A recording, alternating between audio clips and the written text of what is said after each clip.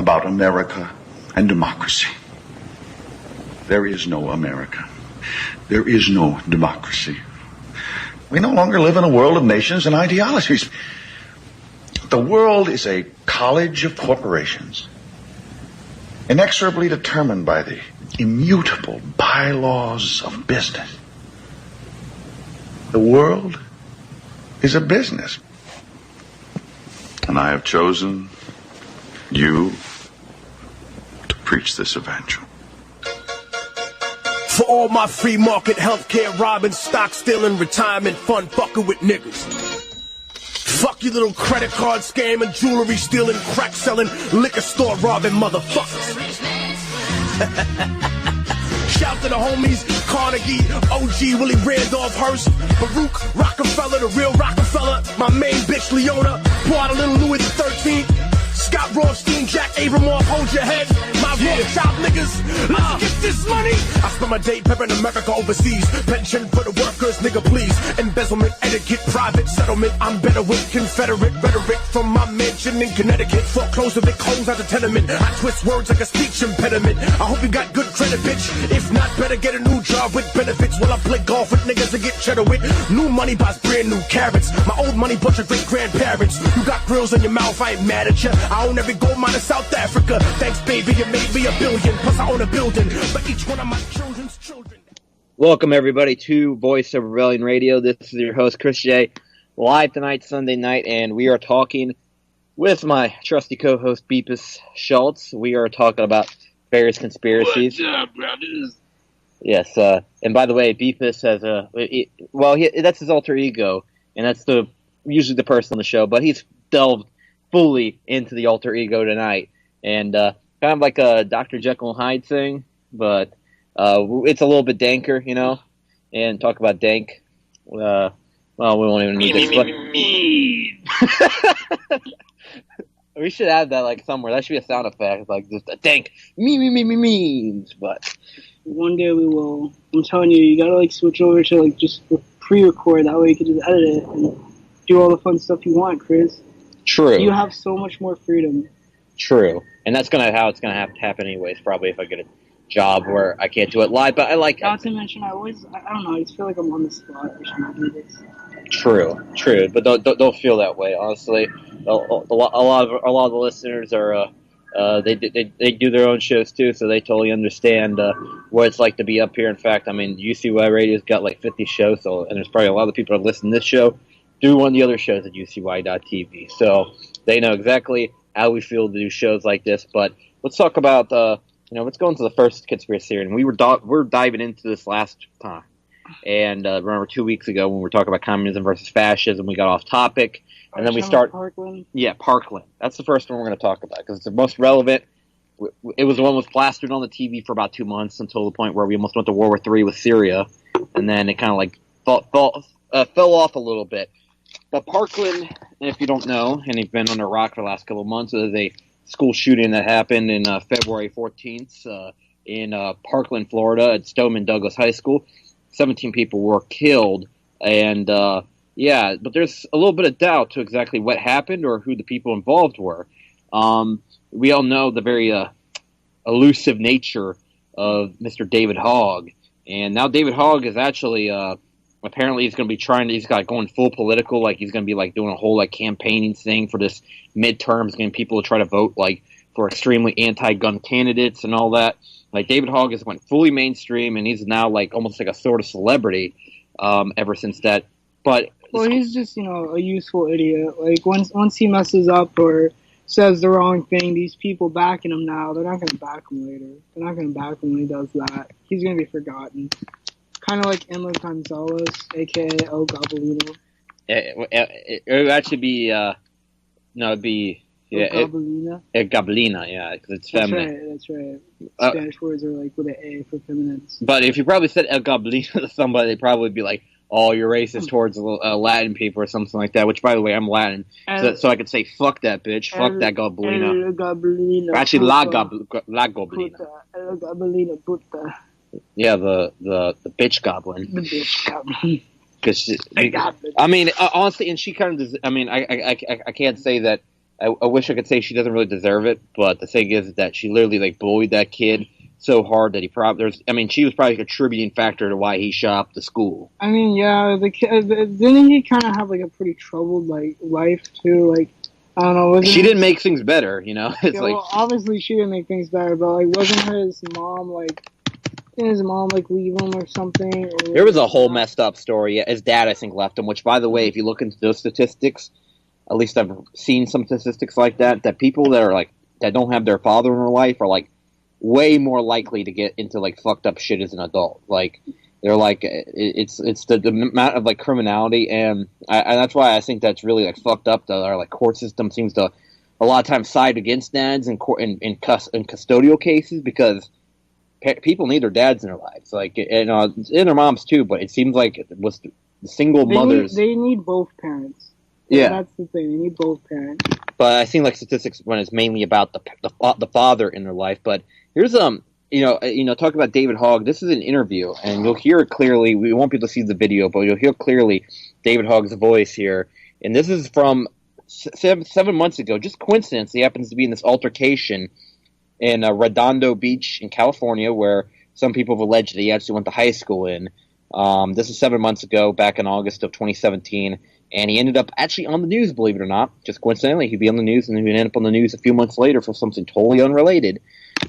Just play the odds game on that. That he would be on such a big national story, but I'll play that for you. Waves. A Redondo Beach lifeguard and a teenage boogie boarder get in a heated argument, and it's all caught on video. CBS 2's Andrea Fujii is live in Redondo Beach. Andrea. Well, Pat, this argument was all about a boogie board that was placed on top of a trash can just like this. It was all caught on video, and tonight that lifeguard is under review. Don't take this the wrong way, but can you go away? David Hogg says his 17-year-old friend put his boogie board on this beach trash can. And when a lifeguard asked him to move it, he did. But then the situation took a turn. He said, I didn't know it was a crime to put your board on the trash can. Because he just didn't want it to get sandy. That's when David says the lifeguard approached, and he started recording. We clear? Yeah, whatever. Yeah, whatever. I'm not your parents. No, you're not, so why don't you off? I don't know you. I don't You've either. never been down here, so don't think you're going to come down here and lip me. David posted the video on YouTube, and in just a couple of days has gone viral. We felt threatened. We felt just worried. And he seemed unpredictable. A captain with LA County Fire who oversees Redondo Beach lifeguards says the incident is being reviewed by Internal Affairs. We show the video to beachgoers who had mixed opinions. Stepped over the line when he got in the kid's face and he looked him right in the eye. Come on, you're talking to a teenage boy who's swearing at you, who's being disrespectful. But you know what? Fine. Yeah. But you know everything. So I'm going to let you go and find a little special snowflake world. The lifeguard then asked the boy to never come back. Okay, so it does go on a little bit longer, but it's pretty much that you heard David Hogg clearly months prior to the actual Parkland shooting. Just happened to be. I mean, we'll talk about coincidences. They just happened to have been in this, altercation, and to me, it almost seemed like one of those stories that just seemed like filler. So doesn't that make you seem almost more suspicious? It seems like David Hogg might be some kind of guy that media uses. Yeah, definitely. Because this is like one of those filler stories. It's like when there's nothing else, let's talk about some stupid thing that happened between some teenagers and a lifeguard on the beach. That's news. Yeah. It's like David Hogg. This is where they start to say that he's an actor, and I think there's actually, if I remember correctly, David Hogg is in the Actors Guild or something like that, which lists like all the actors, like a lot of the actors that perform in anything. It's really your way to become an actor. And it's what makes it very hard to become an actor is being in the Actors Guild, because you have to have like a job in acting to be in the Actors Guild, but you can't be in the Actors Guild, or you can't really act without being in the Actors Guild. So it's like you have to find that like breakthrough point to get in there. And there's a let's see. When you do look up anything, like we looked up about the Actors Guild thing, what comes up is a lot of seems to be very mainstream media articles, a lot of it kind of leftist leaning. Like one, it says, David Hogg strikes back at right-wing trolls. I'm not a crisis actor. Because remember, he went on to a big rant, actually, They started to put a lot of profanity. Say, "I'm not a fucking crisis actor. You know, you guys need to stop saying that shit. You guys need to just fucking give up your guns already," and pretty much all that bullshit. But let's see, and let's see. And I'm trying to find that article actually where but I believe there was something like that. And let's go aside from David Hogg, is that a perfect narrative. You know, it's the same narrative that governments in the past have used to try to take away guns. Is that okay? We need to do this for the children. We need to do, Well, before you get into that, what was the official story for Parkland? Well, the Parkland story that a lone gunman that used to be going to Parkland got expelled, went in there, shot up. I know that. Obviously, I'm talking about like what is the story of the shooting? Explain the story. Isn't the story a little sketchy too? Well, yeah, and then let's talk about that. That the Uber driver takes him Let's fact check that. Let's make sure that's like true. Okay. Well, let's actually look. You know what's a good way to do that? Parkland shooting timeline. They'll give us a little bit. And this is from a mainstream source that we're pulling it from Sun Sentinel, which is actually a paper out of Miami. And this is from March 9th, so this is after a while. So all the things kind of settled down. We should have like the official story by now, what actually happened. 2:06 p.m. And like I said, an Uber picks up Nikolai Cruz, a.k.a. El Goblino. 2:19, Uber drops off Cruz at Stoneman Douglas just before the school day ends. When gates are open, it's easy to enter the campus. And then Cruz starts the shooting at 2:21. Or actually, no, he enters the east stairwell, building 12, with an AR-15 rifle in his black case. Okay. He enters at 2:21. And let's see, next, between 2:21 and 2:28, freshman Chris McKenna sees Cruz on a second-floor hallway, loading his rifle. "You better get out of here," Cruz said. According to McKenna, things are about to get messy. McKenna fled once the shooting began. The school went into a procedure known as Code Red, where the fire doors in the hallways are locked, and students and staff are required to stay in their classrooms, but fire alarms went off, overriding the Code Red. McKenna told assistant football coach Aaron Fies about Cruz's gun. "Let me check it out." Fies said as Cruz started shooting, Fies ran down the hallway and pushed students to safety using his body to shield a freshman girl. He was shot and killed. And then, let's see, keep going. Well, I think this all happened at the same time. It said in an algebra room, hearing the gunshots and screams, math teacher Shanti some complicated last name, placed paper over the classroom window so no one could see and told students to get on the floor. And in the corner, her actions probably saved her students, said Don Gerbeau, whose son Brian was in the class. And the first floor history class, social studies teacher Ivy Seamus, I think that's how you pronounce that, was finishing a lesson on the Holocaust. "We heard boom, boom, boom, boom, boom right out the door," she said. "Bullets pierced the door's glass and hit 6 students, killing Helena Ramsey and Nick Dorette, both 17. Cruz fires into room 1213, where a psychology class is being held, killing student Carmen Schentrup and wounding several others. In classroom 1216, everyone dropped to the floor at the sound of shots." And goes on this long thing about how she... again, some were saying, you know, they dived them to death and stuff like that. And then let's go to 2:38 p.m. A while after the shooting, parent Howard S. Crooks received a shocking text from his son Noah. And Dad says, "Dad, I think there's a shooter at school. I'm in. I think it's real. How do you know it's real? I hear gunshots right outside my classroom." And my son texted me the phone. I think Alex got shot. And let's see, 2:28:35, Cruz exits building 12. It runs towards the tennis court and heads south. 2:29:51 seconds. Cruz crosses field and runs west with others who are fleeing the area. 2:50, Cruz arrives at Walmart, enters the store and buys a drink at the interior subway, then leaves on foot. And fuck you ads. See, that just sounds weird. He stops at a subway. Yeah, actually, at a Walmart. He goes into the Walmart, buys a sub, and there's just like... Where's the footage of that? You think they would show that because, you know, it's like if you steal something in a Walmart, they're going to show your tape of you stealing it. Yeah, exactly. Don't you think they have the tape of Nikolai Cruz walking in there, you know, El Goblino walking in there after he just committed a rampage at a school? Not to mention, like okay, if say you're in a car chase, right, with the cops. Say you're, you know, those classic car chase videos. Usually they have like a unit everywhere they're at. Like, you know, there's always like that cop that comes around the corner, you know, they're like, don't you think they would be more planned out for this? Like, I know the cops didn't go in there and do anything because they were useless, but Yeah, well, we all know what Sheriff Israel did. He stood outside the school and did nothing. But yeah, okay. Then it goes on. Yeah, I mean, right there, 2:50. So this is literally just less than a little over 20 minutes after he just shot up a school. He's going to Subway. I mean, this is pretty weird. 2:51. First notice of shootings to Broward Health North. 2:55. First victim arrives at the ER there. 3:01. Guess what? Nikolai Cruz. I'm still hungry. I'm going to go to McDonald's. Yeah, Cruz goes to a nearby McDonald's, sits for a short time, then leaves on foot. What? Say what? 3:33. First patient arrives at Broward Health Medical Center. And 3:36, lockdown, school lifted. He doesn't get detained until 3:41. Cruz is detained near 4700 Windham Lakes Drive, Coral Springs, by Coconut Creek officer Michael Leonard. After being identified by witnesses, Cruz is placed under arrest. And that's the timeline there. So it takes him, he goes over an hour free, where he goes to Walmart and Subway. Or no, I got that backwards. Subway, then McDonald's.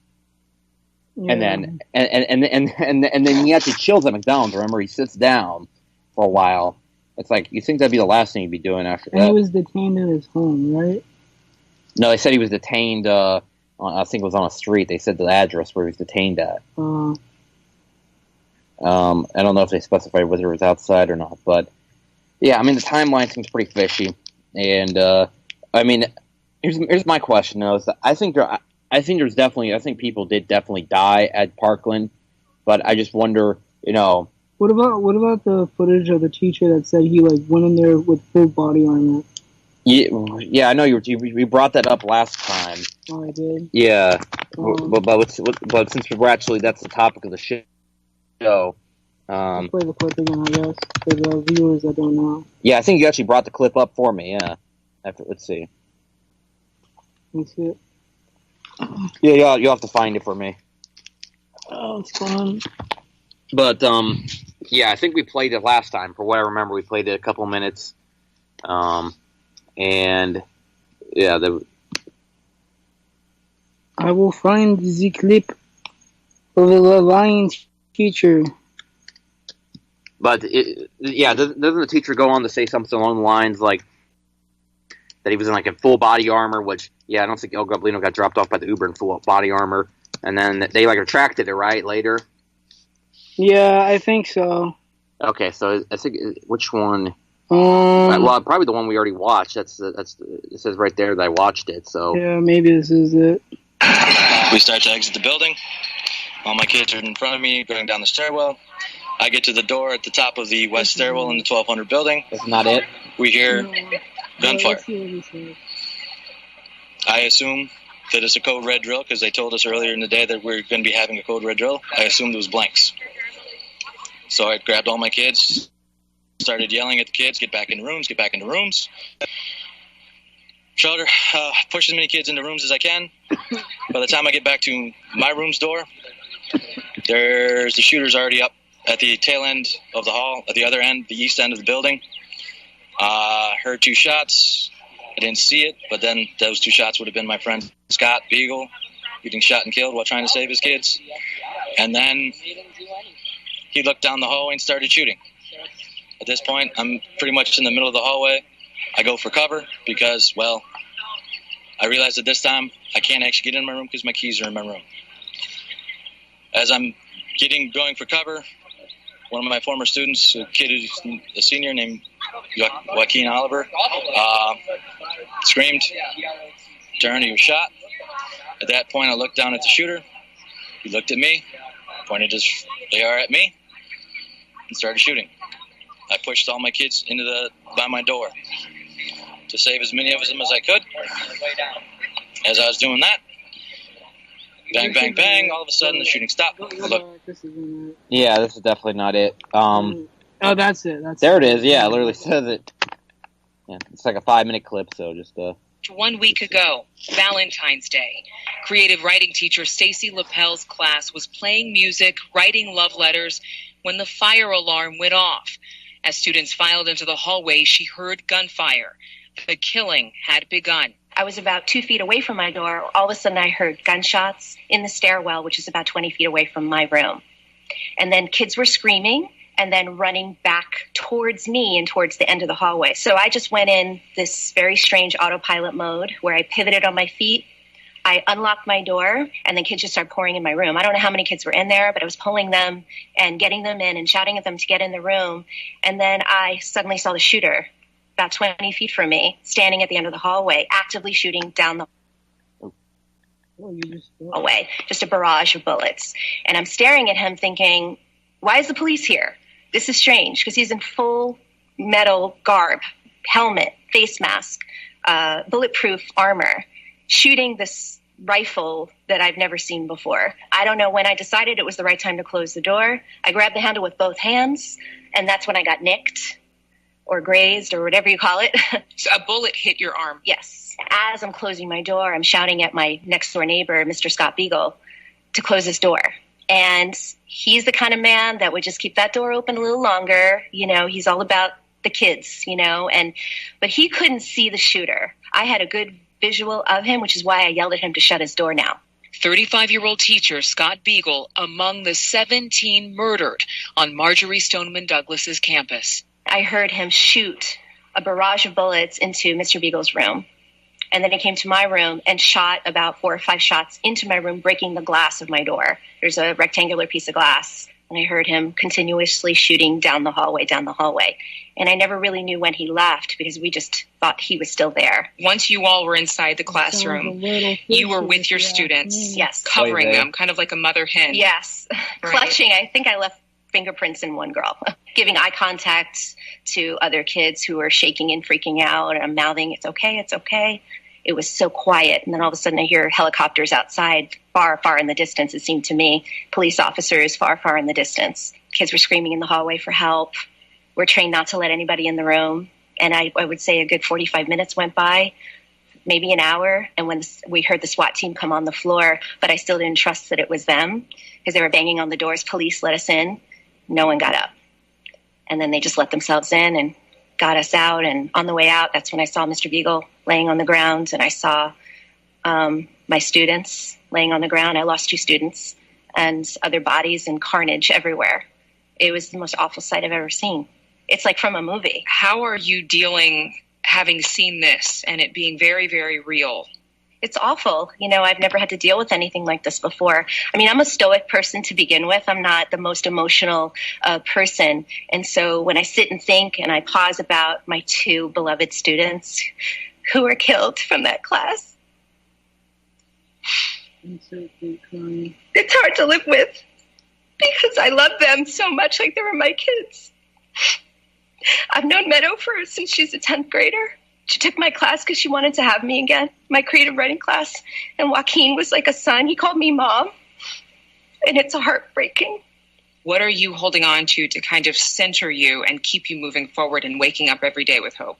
Well, just that I survived and we have to move on. You know, you can't sit there and cower over it. You still have a life. So we're left here on the planet for a reason. Let's do what we're supposed to do. And if we're not sure what that is, we'll figure it out, but we're alive.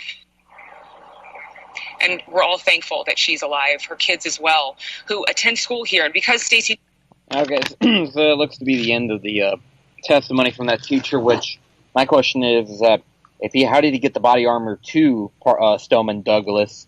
Like, what, did the Uber driver, he's just in there in full body armor, while he's getting dropped off at Stoneman Douglas? They didn't say that in the official thing. No, let's look at the timeline. This was what February 26th, so this is a little bit before that official timeline. Okay. So maybe they filtered out her testimony, and and it was like, okay, what she saw wasn't actually what happened. That might have been what was the case. Either way, that's clearly a lie. But how would he be transferred otherwise?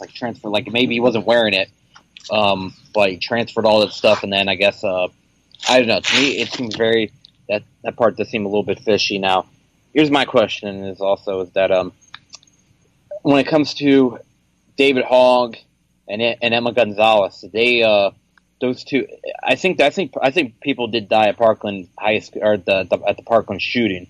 Now, I don't think David Hogg was actually, in my opinion, I don't think David Hogg went to high school at Stoneman Douglas. In fact, his story is that he wasn't even at the high school. Remember, the shooting starts happening, and he goes down there. Remember, he gets on his bike and goes 3 miles to the shooting.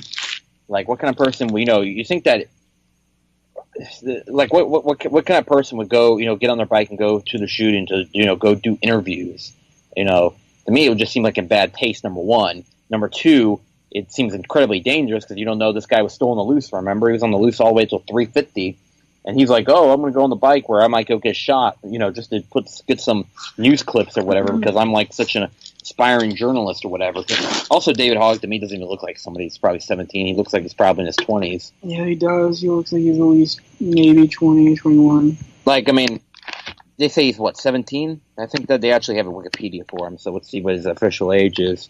Because, like I said, they're practically like celebrities now, David Hogg and doesn't his dad work for the CIA? And his dad worked for the FBI. FBI, that's who it is. And he just turned 18, actually. Believe it or not, just, let's see, 10 days ago, he turned 18. April 12th, 2000. He does not look like someone who just turned 18, in my opinion. No. And... originally there was some accounts saying that he actually went to high school in California, which that's where he ended up on the news in. Remember, he ended up on the news in California originally back in August of 2017. And it says here that he actually moved to Florida at the beginning of high school. That's what the official story is. He is the son of Kevin Hogg, a former agent of the FBI, and he was originally from L.A. So he moved from L.A. to conveniently Florida for high school. And, now he started the whole, movement of never again, whatnot, which, apparently that you see, some, Holocaust survivors got pissed off at, David Hogg because he, they say, he stole the name of the movement because they're, their whole thing, remember, when the Holocaust was the never again. Yeah. And then he kind of, took it for his own movement, so they're like, oh, it's damn, you even got you got Holocaust survivors against you. But in my opinion, it's, it was kind of one of those stories that was just whatever, but at the same time I'm that's actually kind of amusing, I guess, in a little bit in a way.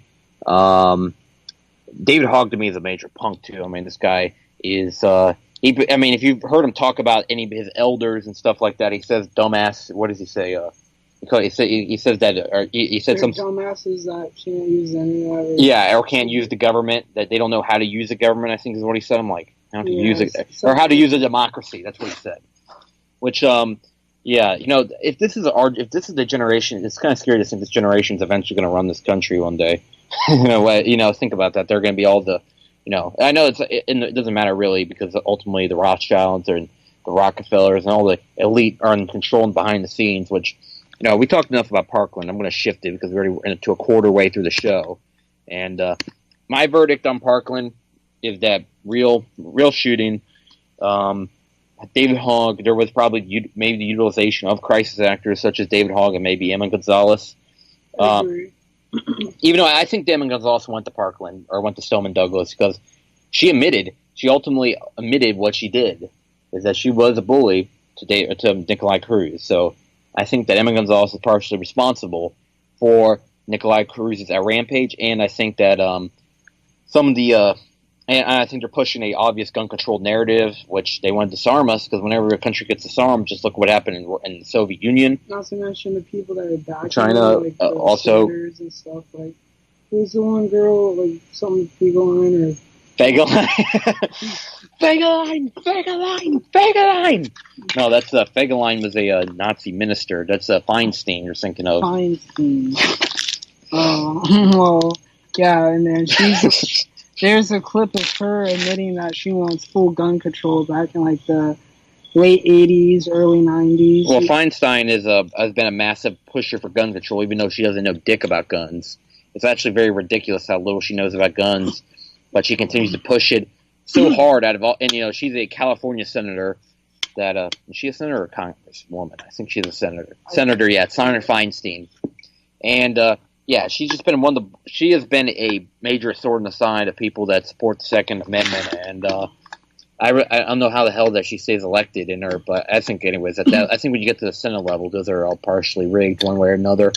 the presidential race definitely rigged. Senate race, I think, are rigged to an extent, just by different tactics. But in fact, let's see if I can find the Feinstein clip.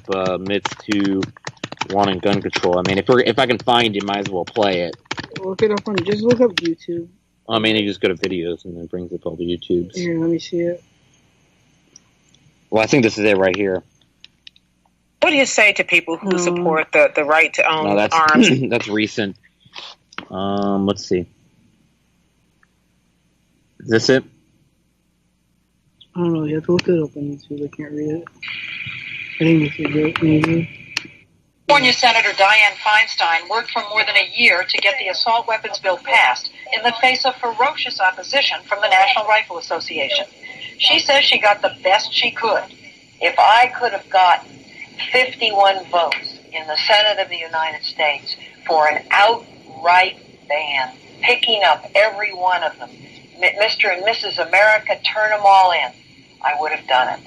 I could not do that. The votes weren't here. And it's always funny about these senators and Congress people that want gun control is that they'll have bodyguards with guns that protect them at all times in public. But the thing is that they support gun control for us. They support gun control for the proletariat. But them, they're allowed to keep their guns because that's how it is. It's that it's gun control against you. It's like the same thing when it's like the war on drugs is that they don't give a shit if Barack Obama's daughter's smoking weed at Coachella, but you smoke weed at Coachella, you get pulled.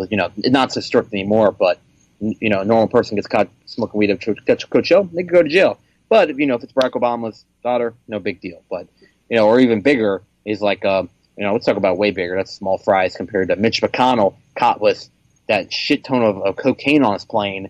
I think it was like $90,000 worse, and they didn't do anything to him. It's like, what would happen if I had $90,000 of cocaine when I was, and I was storing it in my car or something like that? I would go to jail for 10 years, like no doubt.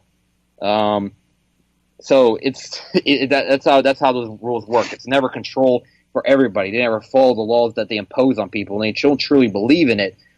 She doesn't truly believe guns are evil. She just believes that us, the proletariat, where we could rise up against them, guns are evil. And yes, I know I'm using commie words, but I like that one, proletariat. I mean, you gotta say nationalists haven't really came up with. I guess you could say the plebs. I don't know. Nationalists don't really have a word for proletariat. They haven't came up with equivalent yet. I guess I guess you could say the goyim, but that's goyim's technically anyone's not Jewish. I mean, some Jewish people are not in the club, so you can't say that they would not be affected by gun control. Yes, Mr. Mordecai, the butcher, is still going to get his guns taken away just like you, because he doesn't have any connections to, ultimately to the top. But it's, and that's one thing I like to reiterate is that it's not the majority of Jews that are bad. Most Jews are affected just like you and me from their plans, the Zionists, the political Zionists to control this country. But ultimately, they like to use, the political Zionists like to use the entire Jewish identity as like a cover, is that everything that they're doing is for Jewish identity as a whole, and if you're against it, you're an anti-Semite, which is so erroneous, and it's so it's a ad hominem attack that they throw at you anyways, because an anti-Semite is a person that's against a Semitic. Even though the Palestinians are Semitic people, right? Yeah, that's what I'm saying. It's ad hominem, doesn't mean anything, because technically, by what the actual nature of the word, the Zionists are anti-Semitic because they're killing Semitic people, and they've killed them for years. And I want to talk about. Let's go into. We're going to blend this into the next topic of the conspiracy series. Is that we're going to go into Mossad's role in multiple conspiracy theories, and Mossad is for people that don't know, is the Israeli secret services like our CIA, or like the MI6 in Britain. But they have been involved in false flags all around the world, not just America, but they've been involved in false flags as far away from like Argentina. I believe they said they had a role in that 1994 bombing that they blamed on the Iranians. They've had roles in multiple bombings, most likely in Europe. They are a master of false flags and treachery, the Mossad is the most sneakiest, probably intelligence services in the world, and we'll talk about the main ones that they say that they had involvement in, and we'll go to the first one, and that would be JFK's assassination. Is that there's about a lot of people, and like I think at 1.70% of America's population believed one way or another that the JFK assassination was a conspiracy theory of some kind. Now, I see nowadays they're even trying to embrace that on the mainstream media with specials about JFK and talk about the conspiracy, but they're trying to blame it on the Soviets or the Cubans. But they don't want to talk about the people that really hated John F. Kennedy, which was the political Zionist. And if you look at another thing, is that you knew Beepus, right? That the Zionists that were trying to build nuclear weapons when JFK was president, and he said that he was going to send monitors to the nuclear facilities in Israel, the Dimona nuclear facilities, in order to prevent him from getting nuclear weapons. And that was one thing that Ben-Gurion, the current leader of Israel at the time, really differed with JFK about, was that Ben-Gurion wanted the nuclear weapons, and JFK wouldn't let him. You know that Israel actually never even signed on to the Non-Proliferation Treaty, so they illegally made their nuclear weapons too.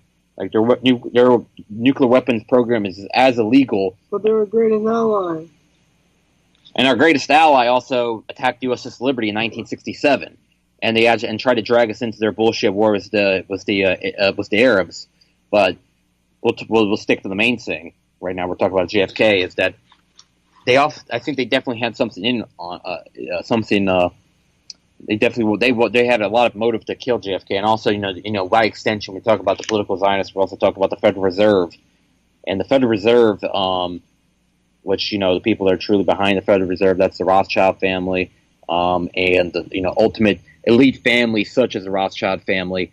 Bilderbergs, right? Well, the Bilderberg is not a family; that's a committee. It's a think tank. It's kind of separate from the Federal Reserve, but a lot of the people that are in the Federal Reserve would attend the Bilderberg committee as well.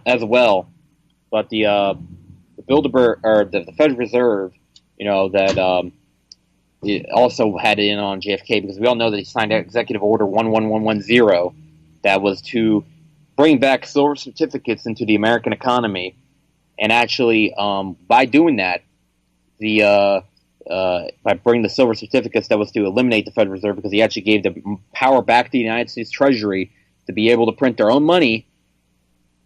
And and then JFK just a few months later ended up dead. And also he did a very big speech. And tried to take us out of Vietnam War too.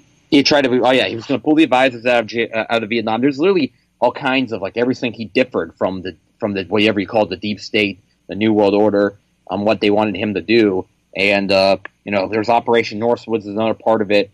And if you look at another thing is that even at 2 days prior to JFK's assassination, he actually tried to. I think him and Castro were talking to each other, trying to alleviate the tensions between the United States and Cuba that existed at the time.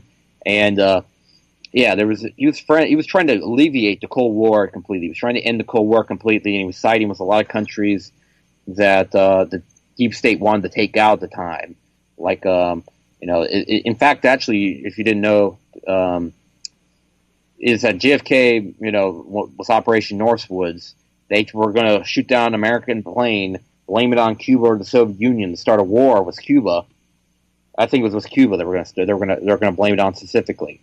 And JFK did the Bay of Pigs, which ended up being a big flop, but it's not what the CIA wanted him to do. They wanted the regime change to happen and Fidel Castro be taken out, which actually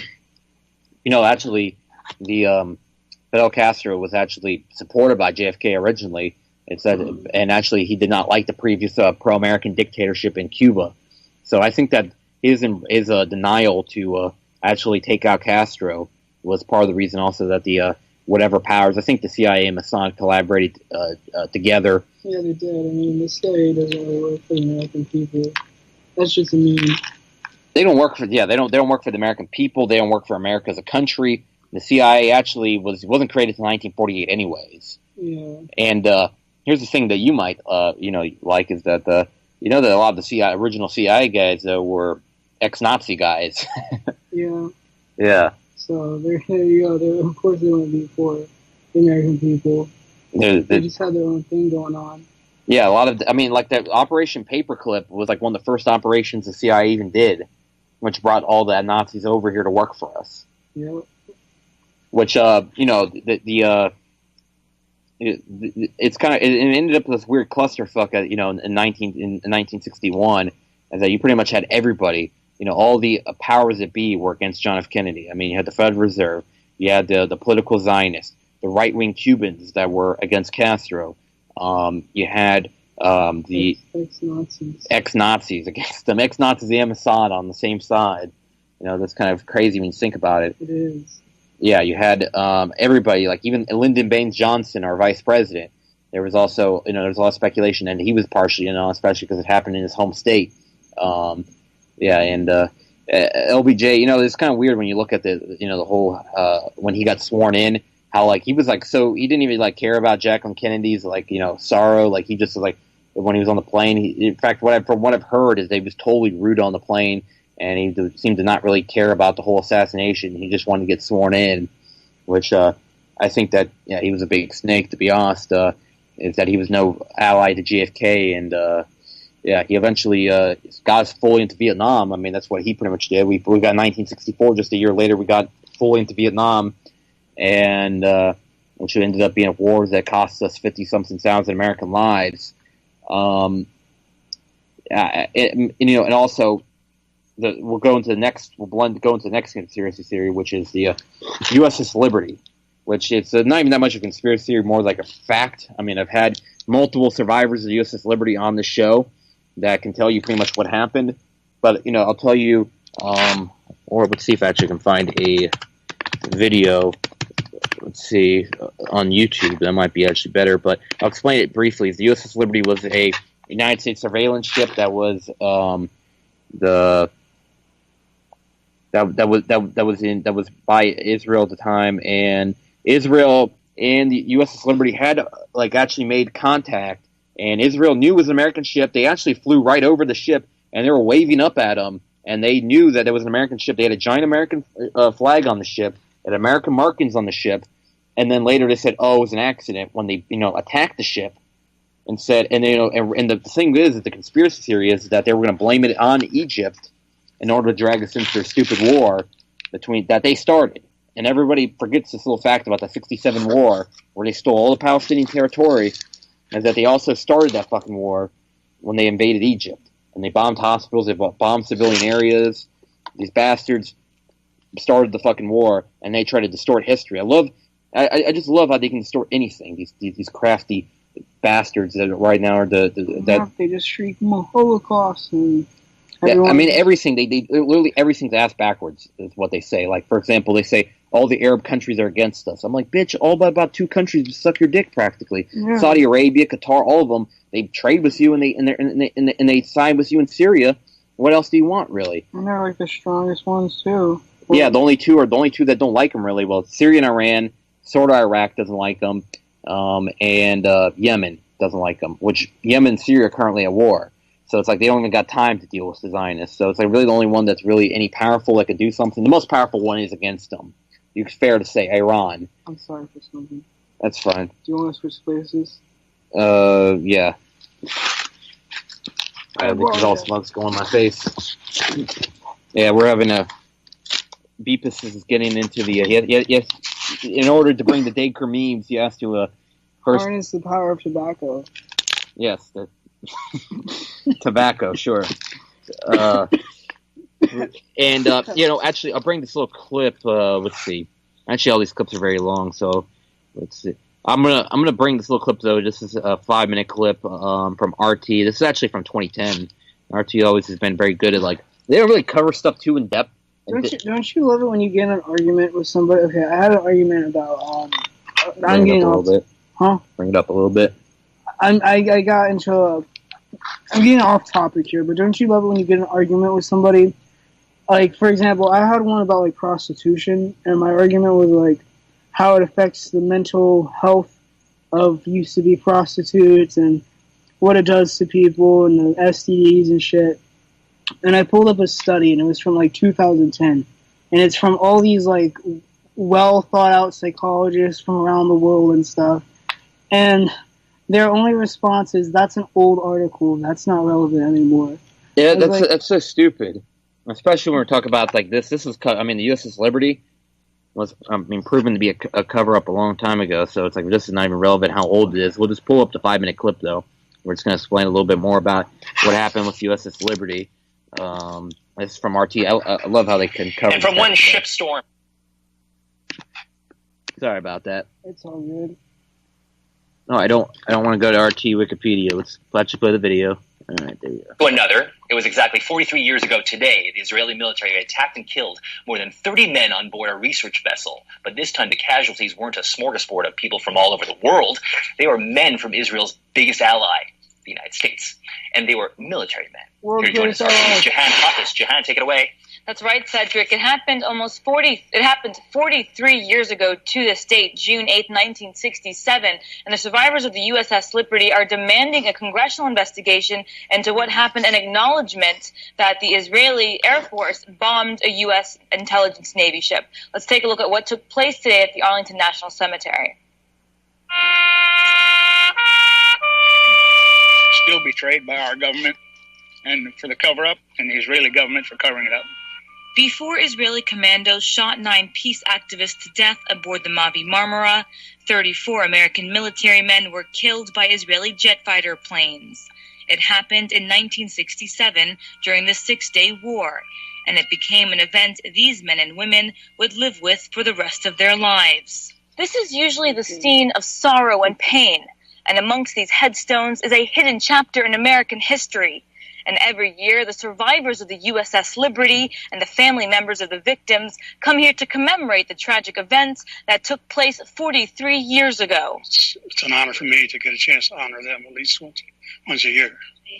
It's not anger, it's sadness, great sadness that not only a close ally deliberately attacked this ship, but that the United States kind of sat by and allowed it to happen. For 40 years, survivors of the USS Liberty, sworn under oath, were forbidden to tell their stories. But today, the surviving crewmen talk candidly about the dreadful day they nearly lost their lives. Prepared to abandon ship. We couldn't even open the hatch up because they were shooting at us so bad. There was no place to go. They shot the life rafts. If we had to go into the water, there would have probably been no survivors. Jim Smith was aboard the Liberty when it was bombed for over 2 hours by the Israeli Air Force. The Israelis claimed it was a mistaken identity, and the United States government bought that explanation. I'm saying a mistaken identity does not allow you sufficient time to shoot all the antennas, to shoot the 4 gun tubs that we had, and to strafe the bridge. If it's a mistaken identity, then you don't know what you're looking at. As the years drag on, the anniversary never gets any easier. There's nothing, medicine, booze, nothing takes it away. It's just something you have to live with. The tale of the USS Liberty became a story of courage and betrayal, a gaping wound eating away at the survivors.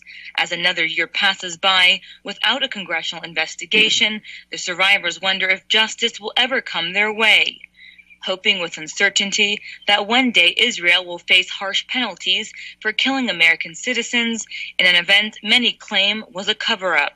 Jahan Hafiz, RT, Washington, D.C. RT's Jahan Hafiz to be on the firing line with us now. Jahan, you said in that story that the survivors wonder if justice will ever come their way. So there's a lot of questions as to whether the right conclusion was come about from this investigation, or the investigation that came about a while ago. There are still a lot of questions in the minds of those survivors who you spoke with. What exactly do they want in terms of... Yeah, I was like distracted by that old bug. I don't know what that bug's doing. It's like... Oh, he's just buzzing around. We have a beetle, everybody. He's just... I was like, I thought for a second it was like a bee or something. That's why I was like careful with it. But yeah, that's why. But yeah, so... And I've interviewed different people from, and you hear that it didn't sound like they're like, oh, it might have been an accident. Those people are like, yeah, that was no fucking accident. Yeah, fighter jets attacking. I don't know how you accidentally attack a ship. Well, and not only attack the ship, they like hit certain stuff on the ship, antennas, the bridge. They knew exactly what they're hitting, and that's because they scoped it out earlier. Like I said, when they were waving to them, the Israelis had a plan and that was to bomb that thing. And the thing is, the Israelis still act like to this day that was an accident. The American government still acts like it's an accident, and they are doing a major disservice to all these veterans that survived. I mean, 34 are dead and can't talk, and 171 were injured, and that was almost the entirety of the ship were injured. Yeah. And they are still lying to the American people. And even what the thing is that actually one of the USS Liberty survivors, Larry Thorne, I have him as a friend on Facebook. He actually was a Jewish guy that I think he's now like anti-Israel because of the whole ordeal that he went through. So just like I said, another example that just because people are Jewish doesn't mean they can't be against the Zionist government in Israel. Well, yeah, the Zionists isn't the Zionists like basically a group of international Jews for Israel? I mean, Zionism basically is that like the summary of what a Zionist would be like? A Zionist you don't have to be Jewish to be a Zionist. You can be Christian and still support Zionism and be a Christian Zionist. You can even be a Muslim and be a Zionist. Give me an update on what Zionism truly is. I've heard many things. Well, Zionism is just truly the belief of the idea of Israel having a home state. Okay. Yeah, that's really what it boils down to. Now, Zionism, though, in reality and practice, I think, and the more broad definition is, I think, is the actions that the people that support that Israeli state have done around the world, and that the Zionist Israel's agenda around the world. That's why I say political Zionism. As an example, what's going on in the United States is that when you look at the real root of what's the problem with America, is that you have almost every fucking congressman or senator dual citizenship with Israel. Well, they've sworn allegiance to Israel. A good portion of them are dual citizens with Israel. Should be fucking illegal if you ask me. Not just Israel. That's any country. You shouldn't be able to be a dual citizen and hold office. Exactly, I agree. Like even if it was a Turkish citizen that was trying to hold office, you still got the dual loyalty. But when it comes to Israel, their interests differ so greatly than us for Americans. Yeah, they don't care. No, did you also tell me that like our taxpayer money goes like for their defense and shit? It goes straight to their defense. You know how much? So that when we're working hard in the sun, laying down, finishing pools. Those taxes that are being pulled out your check, part of them are going over to they're paying for our F-16 program. Because now let's bomb Syria and get the Goy to fight our war. Yeah, that's what exactly they're doing with your tax money. I mean, they got how much money leaves our country every day or every year and goes to Israel, right? $5 billion. Oh man. $5 billion. You thought 6 million was a big number. $5 billion. Oh. That's a lot of fucking dough. That is a lot of dough. I mean, no wonder we're in so much debt. So it's like that's more than Trump's net worth every year going to Israel. For a country only has 7 million people, and that country uses mainly for F-16s. They have such a giant, we give them all these F-16s, and we give them more stuff than just the $5 billion. That's like a flat. That's like the flat amount. But then we give them like packages. It's like, for being Israel, you get $30 billion randomly over the next 10 years and stuff like that. Or you get F-16s, or you get this, or you get that. We've also paid for their I forgot what it's called, but it's like a Gatling gun that can like shoot motors like right out of the sky.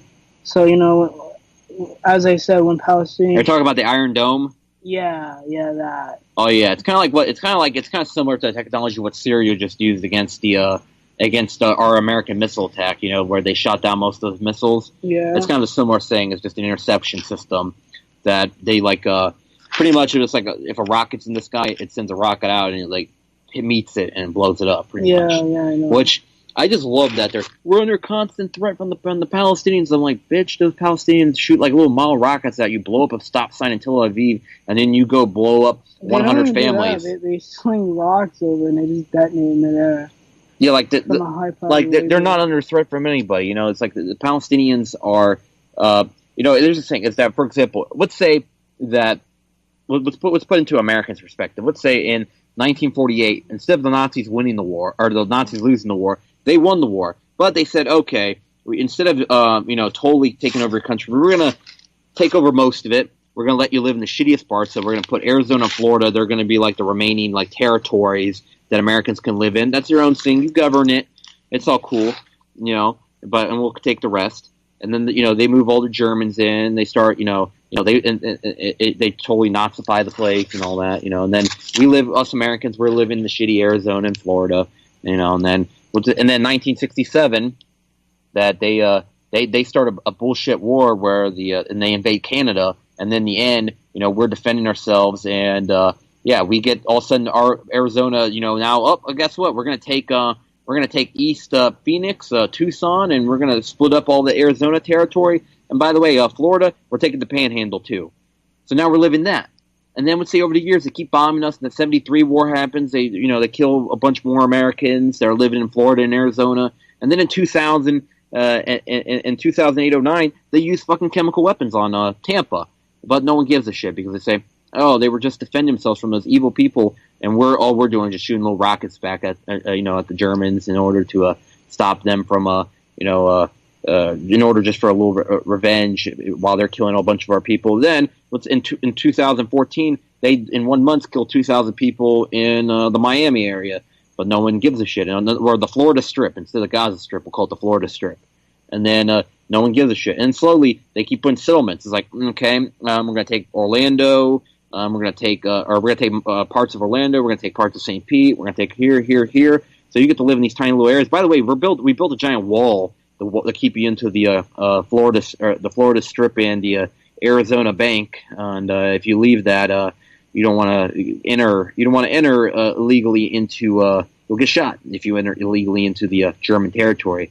And then eventually, and then you got people in the the Reichstag too that they built in Washington D.C., which they also rename. They'll do instead of Washington D.C., they'll just say they rename it Hitlerberg or something like that in Hitlerberg, and they're like, oh yeah, all remaining Americans should be deported or executed. And you actually have people, extremists, are saying that, and then the other ones are like, oh no, it's a little bit too extreme. We'll just bomb them every few years until they want to leave. And while they antagonize our neighbors, let's say they're antagonizing Canada, Mexico, and all that. That would be the equivalent. It sounds fucking crazy, doesn't it, when you put it into that perspective? But that's what pretty much happened to them. But no one gives a shit. It seems like in America. Well, a lot of people give a shit outside of America. But it's sad, isn't it, when you think about it? Like, have you ever been like chill in a public place and you realize, damn, not too many, like nobody is like awake of like what's really like going on. It's either that or like your recent incident, people just end up calling you a Nazi or something. Because if you're against Israel, you're automatically a Jew hater, even though that's not the case. Yeah, I just don't like Israel being a dick and breaking international law. Yeah, and getting away with it, like what they did with USS Liberty. And there was another one, Lavon Affair, where they actually, the Israeli government actually activated terror cells because Eisenhower and Nasser, the president of Egypt, got a little bit too cozy in the 1950s, and they didn't like it, so they tore up our relationship with Egypt, and they activated terror cells to kill American soldiers. And yeah, that actually happened. And by the way, Nasser was the same president they would invade later. And Nasser was actually, if you don't know who he is, he was a great Arab man that brought a lot of prosperity, brought a lot of national pride to Egypt. And Egypt was definitely a way better state now than they are now. But Israel ended up bombing, and then ultimately Nasser pretty much went into like actually Nasser was still going strong in 1970, but what happened was at the Arab Summit, literally hours after he went to the Arab Summit, at 53 years old, he had a heart attack and died. This guy that I was talking about, the Israelis didn't like. Yeah. And also other people in the Arab world didn't like all of Israel's bitches. Mm-hmm. So, I think there might have been a possibility that Nasser got a little bit of a polonium shake or something like that at the dinner table. It's like, oh yeah, I heard you like milkshakes. Here, have this one that's glowing. Oh, sounds cool. Something like that, and that's what actually happened. Rather, drink this wine, this blue wine. Yeah, I got the polonium, got the what's the other one that they said that the Russians used against it's by Novacek or something like that. Here's a Novacek, it's a Novacek soda. It's very popular back in Saudi Arabia. And it's like, oh, okay, cool. And then a few hours later, I think I might have got poisoned from that. It's another good conspiracy that everybody likes to talk about. Hollow Earth. You ever heard about the Hollow Earth conspiracy? I've heard of that one, but I actually don't know too much about it. So if you were going to go there, you better. All right. So Hollow Earth is like the theory is like the Earth is not. It doesn't have a mantle and core or whatever, but it's just like miles, like a big cave network system all throughout Earth. And apparently there's like ancient beings and stuff, and the Nazis had to go there because apparently there's a gateway in Antarctica, which is like kind of believable because Antarctica is like very locked off. Yeah, unexplored, but just a barren wasteland. And also, it's very locked off. Like, if you go into certain areas, apparently you get, like, shot. Oh, I didn't know. Oh, yeah, there are because they have, like, a bunch of militaries that are, like, down there. Or not militaries, but, like, governments are down there. They have, like, different pieces. Yeah, so they do their own thing. I don't know too much about it. I just know that, like, apparently the Earth is just super hollow, and there's just a giant cave system, and like the cave networks are in Brazil and North America. Like Native Americans speak of it. A lot of cultures around the world speak of it. It's an interesting thing. It really is, in my opinion. But I have no idea. There's not really a whole lot of proof, obviously, to back it up. Well, I mean, we'll take a little bit of a look at it. I mean, it's worth a couple minutes to talk about for sure. Is that the hollow Earth, and we'll actually read it. This is straight from Wikipedia. What the main description of it is that it's a pseudo-scientific concept proposing that the Earth is entirely hollow or contains a substantial interior space, and it says that that pretty much is at the center of a bunch of conspiracy theories that, and let's see that. Here's in the 20th century, I guess. This is like the recent activity in the conspiracy theory. And, you know what? We'll just go to this. This is cool. This is right here. Talk about the entrances. And it says, other than the North and South poles, that's like entrances. But it says there's also, there's been cited, there's one in Paris, one in Stratfordshire, England, Montreal, Canada, Hangzhou in China, and the Amazon rainforest, which, I'd really like to see the one in Montreal. I mean, I don't know. The Hollow Earth, it doesn't really sound like it kind of sounds like a strip club, though, to be in Montreal or something, but It does, yeah. It's like, yeah, you can definitely see some entrances if you know what I mean here. Yeah, you just gotta go to the Hollow Earth. But, you know, it says that some people said that it says some writers have proposed building mega structures that have some similarities to a Hollow Earth. Okay, but, yeah, there's and I mean, I guess, but here's the thing: is that they say what, like the Nazis had like a they were working in the Hollow Earth or something like that. They have like a base in there or something like that, right? Originally they were going to just I think go away, you beetle. Oh. Originally they went to there as like a submarine base or something, but I don't know. They ended up reading about a legend there, so they ended up sending like a research team there as well. And I don't know, they went missing or something. Like nobody knows where they went. I think after the war, they just stayed there. It's I mean, apparently Hitler. There's also another conspiracy that Hitler went to the Hollow Earth submarine base. Like he went to South America first, and then took a submarine there to North America, Antarctica. Okay, yeah, you know, and I mean, it sounds like a pretty interesting conspiracy theory, and you know, but you know, I want to talk about another one, and I think you'll like this one about Hitler and where he ended up after the war. Is that we mentioned it before, but yeah, I mean, do you truly believe that Hitler actually died in Berlin in 1945? Yes, I do, because like I don't know. I mean, if you look at it at a military like strategic viewpoint, like there's nowhere he could have really gone. Well, he could have went to Argentina. They were kind of, I mean, that's where a lot of his buddies went. Eichmann went there. Well, those were the ones that were able to escape, but like I don't know. Apparently, he was there in the final days of the battle, and I know he supposedly he was locked down in the Fuhrer bunker, and he eventually shot himself, you know, with Eva Braun, you know, like as like many did, you know, Goebbels did that at the end, and over the guy that you're talking about, Feigeling, they actually executed him. He like left at the last, like at the very end, and then they executed him like trying to leave or something like that. Yeah, well, I mean, in the theory or conspiracy that Hitler left, he left like during the final days of the war, right? Yeah. Like he was able to get a plane and just fly to Argentina somehow. Well, no, they don't say that he flew to Argentina. I think what they say is that he got somehow to Spain and he got on a submarine and then he went to Argentina. I mean, there was actually a big show on it on the History Channel called Finding Hitler, and a very interesting show. And there's been a lot of stuff that's came out recently about Hitler's final days and stuff like that, what Hitler might have done in the end. And, well, not his final days, but what Hitler might have done after May 1945. And, Hitler, they say that he might have lived up to 1982 in Argentina, which means that he would have lived to be a very old man, actually, there. And, I mean... I doubt that. He had some pretty bad health conditions. And they have I don't think he lived as long as that. I've heard another one say he lived to be into like 1970 or something like that. That might be a little bit more believable. I say maybe the 60s. He was only 56 when he left, though. It wasn't like he was that old. I mean, he was middle-aged when he left. So yeah, but still, he had a lot of health issues by the end of the war.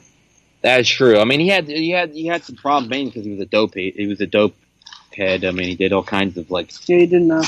Yeah, I mean, which kids don't do meth. That's a bad idea. Yeah, don't. You'll end up like Hitler. Or you'll end up like that guy that ran into the Waffle House at 3 a.m. this morning and gunned down a place. Oh yeah, naked happened. too. Remember? Yeah, naked. Apparently, he also was the same. Well, naked from the waist down. Came out of a pickup truck in like. Imagine that fucked up scenario. You're fucking shit faced at Waffle House at 3 a.m. and you're chilling there eating your waffles, and then all of a sudden you see a guy naked running into the Waffle House out of his pickup truck with an AR-15. Probably like talking to himself and stuff like, I know they're fucking in here, because I'm 100% sure that guy was on meth. Like that just sounds like something. When I first heard it, I was like, oh, cool, a Florida story that didn't happen in Florida. Like that's something that would like happen in Florida. Like you heard that story, it's like you expect like the headline to say, a man in Clearwater, Florida, high on meth while naked and furiously jacking off. Shot 15 or 4 people in a Waffle House. No, that's like that. That'd be the Florida element. And then went to a Publix nearby where he was arrested. But apparently, he was also the same guy who jumped the fence and tried to kill Trump. Really? Yeah. Well, you can look into it. That's suspicious. But we'll stick on to the main one that we're talking on right now. And this is like, look, there's even stuff on the Independent, like mainstream British media and stuff like this about this. The Express. A lot of this is like tabloid like articles. It says like the incredible picture that proves Adolf Hitler lived to 95. It says newly released CIA memo said Hitler might have escaped the war. But let's look at the CIA memo. This wasn't even that long ago. It came out, and it says a new declassified CIA memo saying that Adolf Hitler may have been seen alive in Colombia in 1954, long after his reported suicide in the Berlin bunker in 1945, has triggered new speculation the Nazi leader escaped from Germany and lived in several Latin American countries before his death.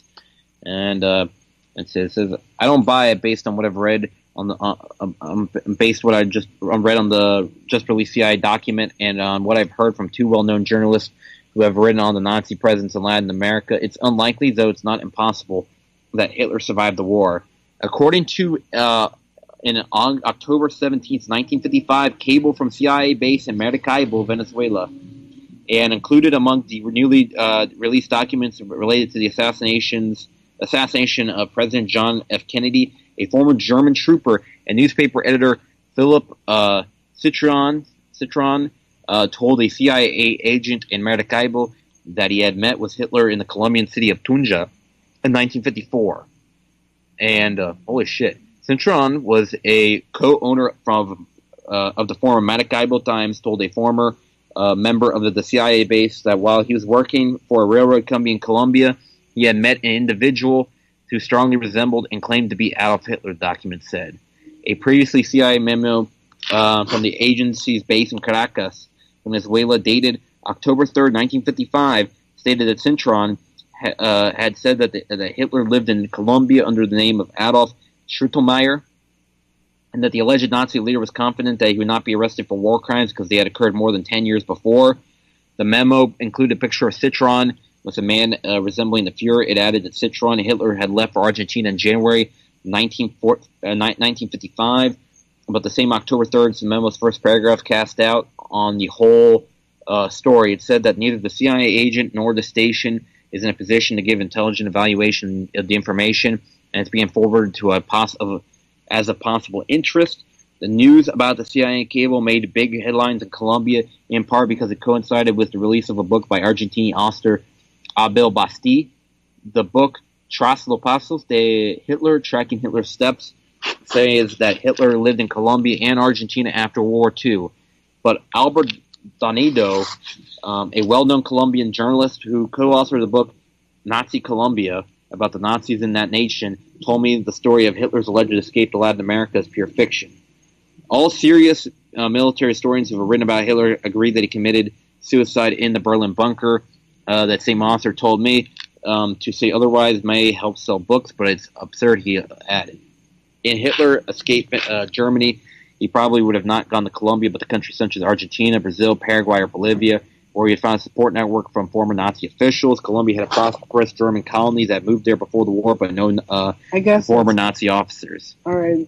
So it goes on for a little bit more, and but you get the gist of it. Is that there definitely seems to be with that CIA document. At least they thought that something might have been up. All right, so maybe Hitler did make it to Argentina. Maybe I was wrong. It's just the way I saw it. It's like I don't know how he would have done it. Like, but he was one of the most powerful people in the world. You don't think he could have found a way? With the 3 or 4 armies surrounding his nation. Well, he might have cut a deal. You know, that's the thing is he might have did what like the other Nazis did and cut a deal with the CIA. Maybe I don't know. Because they did it with a lot of the other people. I could see America just being like, okay, Yeah, I know, but I'm talking about like the final days of the war. He's surrounded by like the United States Army, the British Army, French resistance fighters and stuff. And a bunch of other countries. And then you got the Soviets on the other side, and they're pushing in on. And all airspace is, like, completely depleted for Germany. They have no more bombers and fighters. Well, they do have fighters and shit, but they don't make much of a difference anymore. I just don't know how he could have transported himself out. Maybe he used a civilian plane, but I don't know. Even then, like, they would have been shot down or something on accident, probably. Well, let's look at another thing. You want to look up the... let's look to the Waffle House gunman who turned out to be who tried to kill Donald Trump. Yeah, well, that's interesting. I mean, I didn't even know there was that connection. So look up, it's on Daily Mail, see? Let's see, Daily Mail. And, let's see. And, Daily Mail, I mean, they're not exactly reliable, but let's see what they had to say. They're mainstream media, but let's see. It says and it says here, this is the headline. He was going to have to work to kill me, hero diner who saved multiple lives by tackling the Waffle House gunman who killed 4 wipes away a tear at press conference and shows off burn injuries he suffered by grabbing barrel of the suspect's AR-15. It says a 29-year-old man who stomped a naked gunman after he opened fire at a Tennessee Waffle House on Sunday says he doesn't feel like a hero. James Shaw Jr. has been identified as the man who wrestled the suspected gunman. Ranking. Hold on, that's about the hero. Here's what happened. Okay, I'll read this here. Let's see. And what does it say about him being the same guy that... Oh, let's see. It says weapons were seized after he was arrested at the White House last July after trying to jump the fence that killed President Donald Trump. Whoa. So, that's crazy. That's the same guy. I mean, I think that's... I don't know. This guy seems pretty nutty. I mean, I wouldn't say it's a conspiracy theory, but I just thought it was interesting to bring up. Yeah, I was thinking, I don't know if there's any, potential they might be a crisis actor or something like that. I think it was just a crazy person being crazy. I mean, I think he did charge into the Waffle House naked. Yeah, I mean, you can't really beat that level crazy. Waffle House. Naked. You know what's weird is that he actually was naked from he was naked from the waist down going in, and then later they found him in the woods, but he had pants on, but I think he took his jacket off. So it was like, I can't be fully clothed at any point of this. I don't know what his logic was there, but I mean, again, like I said, just imagine just like you're just chilling. You know, you just got back from the bar. It's 3-something in the morning. I kind of know that feeling. Yeah, but you don't know the feeling of all of a sudden you're just chilling there, and then you see some guy, naked from the waist down with an M6. There was an AR-15. Shooting at people. It must have been like, holy fuck! I need to. To be honest though, that to be honest though about the whole thing is that it seems like it's bound to happen when out in Tennessee where they have such a big mess problem that you think incidents like that would happen, if not more often. But usually a lot of people there are packing. That's the only thing that's weird. I think you think they would have been like gunned down by immediately. In a heavily armed state like Tennessee, I mean, they're a little bit different mentality. Country. Yeah, well, Tennessee is a very a pro-gun state. I mean, compared to some other states. I mean, we're also pretty pro-gun. Florida, really, in comparison to like California or something. But yeah, that's the only thing I find weird is that not that one person had a gun and that person actually had to wrestle them down. But we'll go into the next conspiracy theory, which is going to be, we're going to talk a little bit about it. I know you didn't want to talk about it, but we have to talk about it. Because a real conspiracy theory without 9/11. We got to talk, and it's the one that I could talk about for the longest time, but it's the one that people still, to this day, I mean, there's a guy actually Bull on the Beach that, you probably know him actually, but he goes on, he's very adamant, believes that 9/11 was, the official story is true. He doesn't buy it. He was like, "Oh, I'm a pilot. I would know if that story was fake or whatnot." I'm like, "Whatever, man. Have you seen all the shit online?"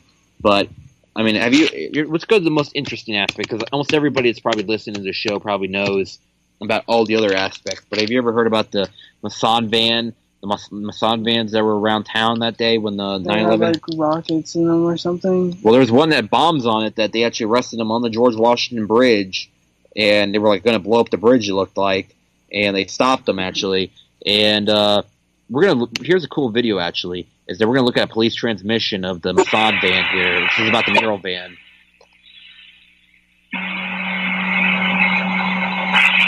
Only the mobile command. All right, listen, you gotta help me out. I have a report of a gas leak in Stuyvesant High School across the street from the Trade Center. If there's any unit that can go over there and check it out, that would be good. If not, I'll send another unit. All right, stand by. I'll see if I can get somebody for you. All right, thanks, Will. Is there any unit in relocating to Lower Manhattan, the 1st Battalion that's on the air right now? A lot of 135, acting a lot of 5s, okay? Negative. Other unit takes unit acting engine 6. Acting engine 6. What unit acting 6? 321. 321 acting 6. Go over to Stuyvesant High School. Check out a gas leak. What's the location? So opposite the World Trade Center. It's been a while since I've looked into all the theories. I forgot about the third plane one, I think. But, oh, yeah, I think I know what you're talking about. Yeah, there's a third plane on Earth.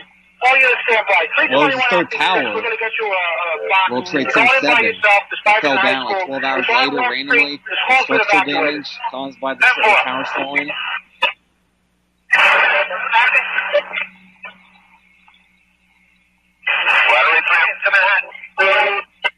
Units stand by in Los Angeles, please. All units stand by.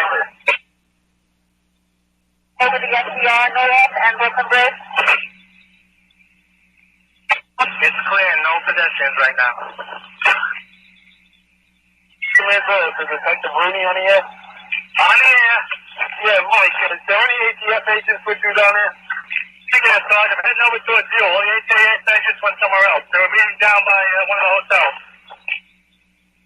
Yeah, I want to let them know about Pirate. Were you able to make that notification?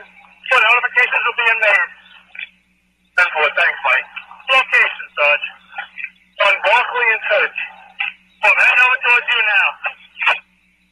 Just stay out of the cloud, all right? There's numerous fires and debris falling from other buildings. I made it. Good boys, honey, yeah?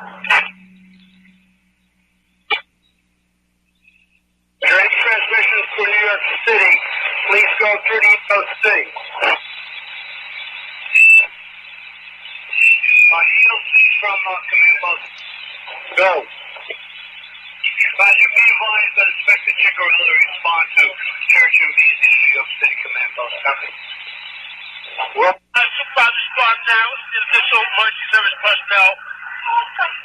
Truck 6. What's the location?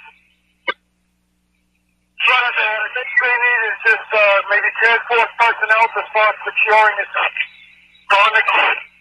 It was on the one.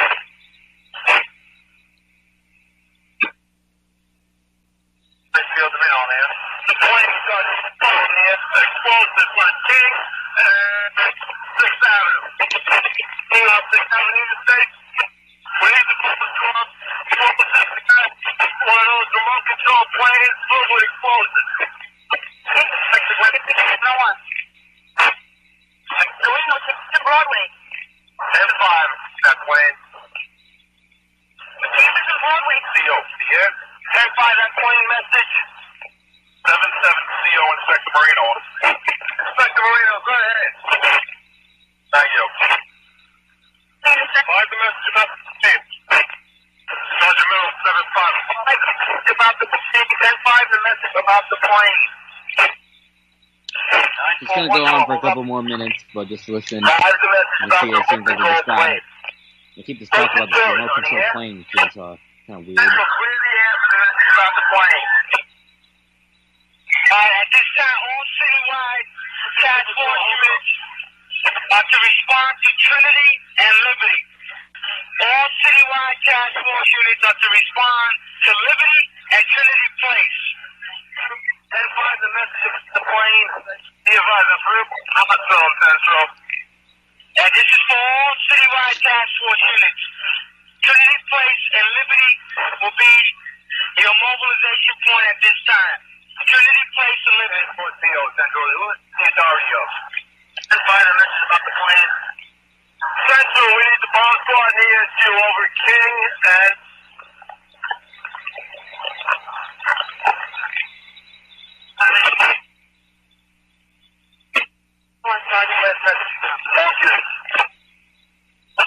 Jameson on here.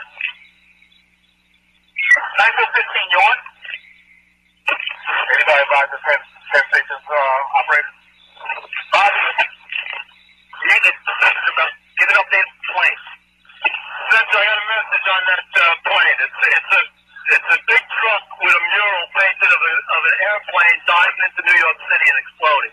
So what's in the truck? The truck is in between 6th and 7th on King Street. Alright, Central, I'll send you to the bomb squad there for Westgate. What, the risk message? That's fine. Mural painted airplane diving into New York, blowing up. 2 men got out of the truck, ran away from it. We got those people under. That's good. You got those? Are you holding those 2 guys, Kate? Under. Let's get the music going. Listen to that. Get out of them. All right, get in. All right, listen, you need any further on those 2 guys over there? You all right over there, Kate? Yeah, both suspects under K. We have the suspects who drove in the van exploded. We have both of them under K. Let's get some help over there. Nah, I'm sending you ESU there. I just want to make sure you and your guys are all right over there, K. That's all. What's the location, okay? Put them up. You know, we have both Neotrans driven that exploded. Is that correct? What location? The location, K. Raise that up to 10-4. What was that location? King Street between 6th and 7th. King Street and 6th and 7th Avenue. King Street, 6th and 7th Avenue. Which unit is on the scene on King 6 or 7? Which unit are you, King? Captain Hamamusa on this? That's up. That's a vacuum. What's that? Explosion. Which unit is on the scene on King Street, King?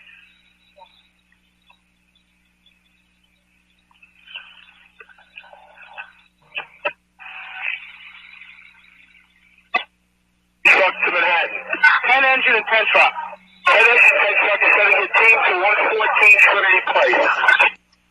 Okay, so that was the radio transmission, and you can hear clearly hear the NYPD talking about the mural van that, and it's literally, if you've seen the pictures of it, it's literally pretty much a enactment of 9/11 happening, and this is happening as it was happening. The people that were arrested, these were all Israelis that were arrested as part of this of the arrest, and many, I think it was up to like 60 Israelis were arrested the day of 9/11, and almost all of them were released pretty shortly after.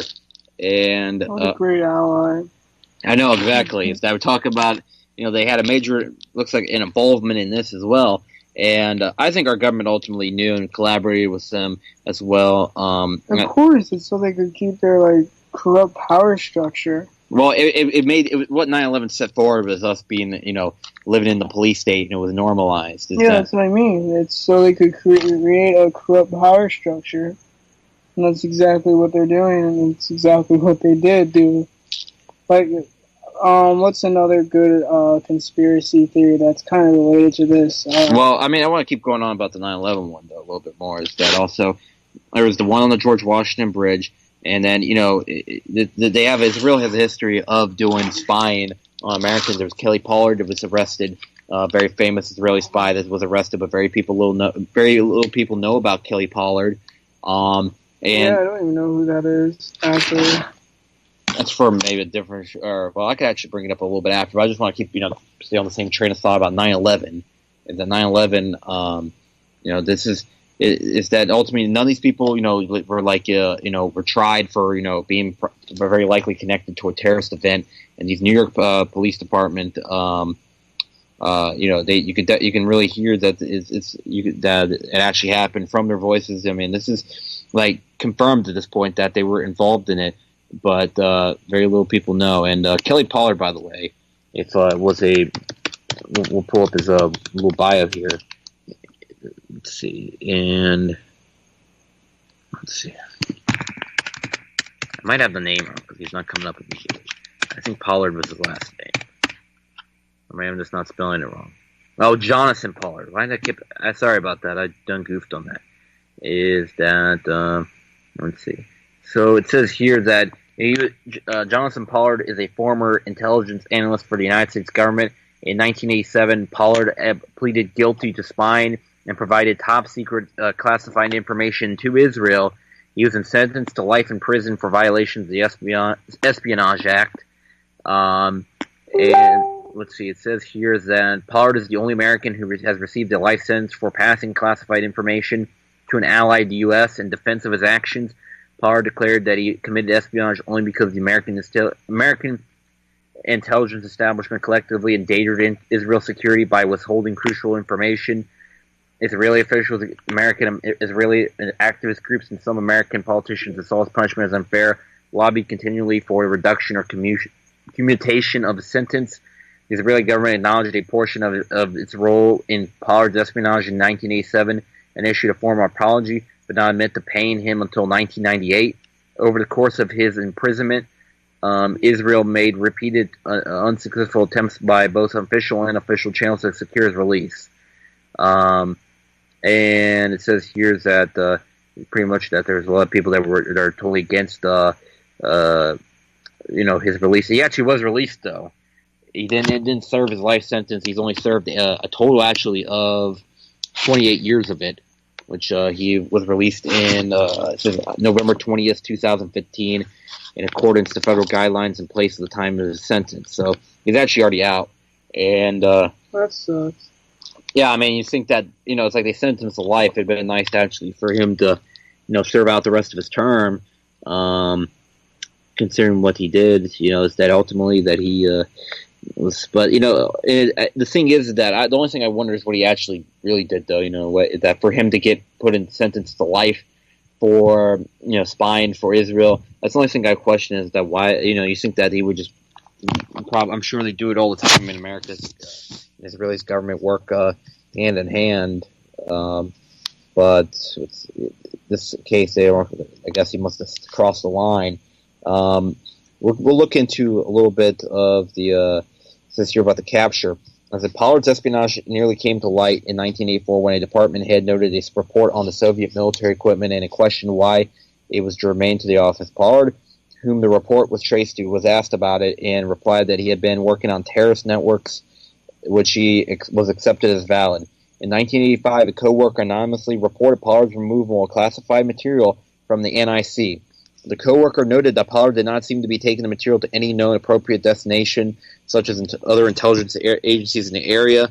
Although Pollard was authorized to transport documents and the co-worker said the documents were properly wrapped, it appeared out of place to Pollard to be transporting documents on a Friday afternoon when there was little going on and people seemed to be focused on an upcoming long weekend. Ultimately, that report was not acted upon, as they felt it occurred within business hours, and Pollard had business being in other places. In other instances, Pollard's direct supervisor, having to complete extra work at the office on a Saturday, had walked by Pollard's desk and noticed unsecured classified material. Taking the initiative to secure it, the supervisor glanced over it and saw it was unrelated to anti-terrorism matters in the Caribbean, which is a section focused on. Looking more at the unrelated documents, the supervisor believed foreign intelligence might be involved, but wasn't able to determine which country might be interested. Pollard was stopped and questioned by FBI agents a week later while removing classified material from his work premises. He explained that he was taking it to another analyst at a different agency for consultation. His story was checked and found out to be false. Pollard requested a phone call to his wife to tell her where he was. As the interview was voluntary, the investigators had no choice but to grant the request. During the call to Ann, Pollard used the code word cactus, signaling that he was in trouble and that she should remove all classified material from their home. She attempted to do this enlisting the help of a neighbor. Pollard later agreed to search of his home, which turned up a few documents which Ann had missed. At this point, the FBI decided to cede the case to Pollard's supervisors, since they had uncovered only mishandling of documents. There's no proof that Pollard was passing classified information. The case broke wide open a few days later while Pollard was asked by a supervisor to take a polygraph test. Instead, he admitted illegally passing the documents. Without mentioning Israel, the FBI became involved. A short time later, Pollard's neighbor, a naval officer, became concerned about safeguarding the 70-pound suitcase of highly classified material that Ann had given him, and began calling around the military intelligence community asking for advice. He cooperated with the investigation and was never charged with any crime. It says, after his partial confession, Pollard was put under surveillance but was not taken into custody. On November 21st, 1985, he and his wife tried to gain asylum at the Israeli embassy in Washington, D.C., but were ordered by Israeli guards. FBI agents Pollard, as soon as he left the embassy property. His handler, Rafti Eitan, stated in a 2014 interview that he had arranged an escape plan for Pollard. Eitan claimed that he gave Pollard a prearranged signal to leave the United States, but instead Pollard wandered around for 3 days. And with them following him, he had many opportunities to do what I told him, and he didn't do it. Eitan claimed that he was given an order to evict him from the embassy. And it just keeps going on later to the investigation and trial. So we see there that he acted pretty grossly, actually, the misconduct. So I think that's probably part of the reason why they were tough on him. And, it seems like every now and then U.S. government will actually do something, like that actually slightly, I guess, maybe appropriate towards handling, Israel. And then Israel puts up a big fit, screams from the Holocaust a couple times, and then they're like, "Oh, we're sorry, Israel. We didn't mean that. We'll fix it. We're sorry. Your people were punished." Yeah, it's like they it's literally how it is too. It's like they've been milking that whole Holocaust thing politically for the last 70 years. They always will. And probably will be, even our kids, they'll still be guilted about that. It's like you have to think about the 6 million that were killed back all the way back then. It's like out of all the things, there's the one thing I don't get about that. The only thing about the Holocaust is that why isn't like stuff like the Holodomor, the Chinese massacre of the 10 million by the Japanese, Mao's well, we're talking about just how the Japanese killed 10 million people throughout World War II in China. We're talking about also Mao's killing during the Great Leap Forward of all those people. That's what I was saying. Holodomor. Why aren't these ones mentioned as much as the Holocaust? Or not even just that. What about all the brutal massacres happening in Africa? You don't hear about that, about the hundreds of millions dying in, like, the Congo. And We don't hear anything about King Leopold killing, like, 10 to 15 million Africans. Yeah, exactly. Like, or Cecil Rhodes killing, some people say up to, like, they say like 10 million. Same he thing killed. with South American dictators and shit. It's just, like, it's ridiculous how... Yeah, Pinochet, he killed, a tremendous amount of people. I think it was over 60,000 people in a matter of just... during his leadership, and all the other ones. I mean, over 1 million people were killed by the CIA, by South American dictators in the 1970s, 80s, and 90s. But you don't really hear about that one as much. But you hear the one that keep hearing all over and over again: Hitler and the Holocaust, Hitler and the Holocaust, Hitler and the Holocaust. It's like Hitler and the Holocaust, over and over and over again. To the point where it's like, in all the TV documentaries every year too, or every day, if you browse through basic just cable, you will see at least one Holocaust documentary. At least one. At least one. Yeah. Yeah, it is almost every day. You're right. Like I'm not joking about that. I'm not over exaggerating that. You will see at least one Holocaust documentary, or something about the Nazis in general. Yeah, on either National Geographic, History Channel, or like True TV. Well, I remember there was a point where there was I remember the History Channel used to just play. That was like a lot of what they just played was Nazi documentaries, which nowadays they don't really play those. They play like all their BS TV shows. It's like, hey, guess what? Let's watch some Pawn Stars. Oh yeah, it's like that. They turned into all like their, reality TV shows. They don't really have a lot really to do with history, but especially like that's them, Swamp Men or whatever. It's like, that's really a history-ish, talk about the bunch of people chasing around gators in Louisiana. Yeah, that is. Or they had one show that was pretty good. It was like American Restoration, but. Oh yeah, that was Rick or Rick's Restoration or whatever. But I'm thinking of another show, that Ancient Aliens. That's it. That's still on. Yeah, they play that one a bunch. It's like, but that gets so ridiculous. It's like, if you spell Hitler's name out and then you like subtract these numbers out of it and then you respell it and it spells alien. Was Hitler potentially an alien? Was he connected to the ancient aliens? Is that the Aryans that he kept talking about? Is Aryan actually a mispronunciation of alien? We'll explore this in this edition of Ancient Aliens. That's what Ancient Aliens. It seems like they just connect anything. Some people when they get really fucked up, they on hallucinogens. They say they see objects, and these objects are seen. They're actually communicating with the ancient aliens. We'll find out more. Here's an ancient aliens expert. Here's George this rock that looks like a bird. Aliens? How could humans know what an airplane looks like? There are some pretty interesting things, like I don't know. There were ancient Egyptian hieroglyphics. Yeah, I'm so fucking bad at vocabulary. But there was like one that was like in the shape of a helicopter, the shape of an airplane, and the shape of like a spaceman, and like one of a soldier or something.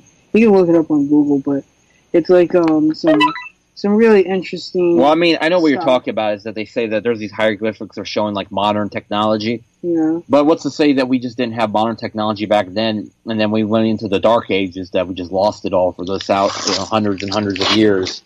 That's what I think kind of happened. I think that we were very advanced, and then I think when the Roman Empire fell, a lot of the technology was lost. There is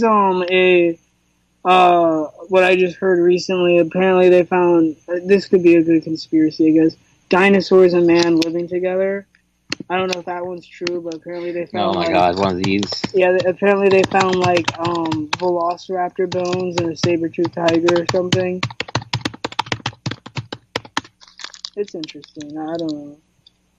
Okay, so I think this might be what you're talking about, but this is what a creationist. This is a creationist claims real truth covered up. Oh boy, let's go on this one. Come on, never mind. I take that back. Yeah, let's go back a little bit. Let's see. Is there evidence that dinosaurs and man living together? CreationToday.org. Evidence of dinosaurs and man. Yeah, I don't know. There's a man.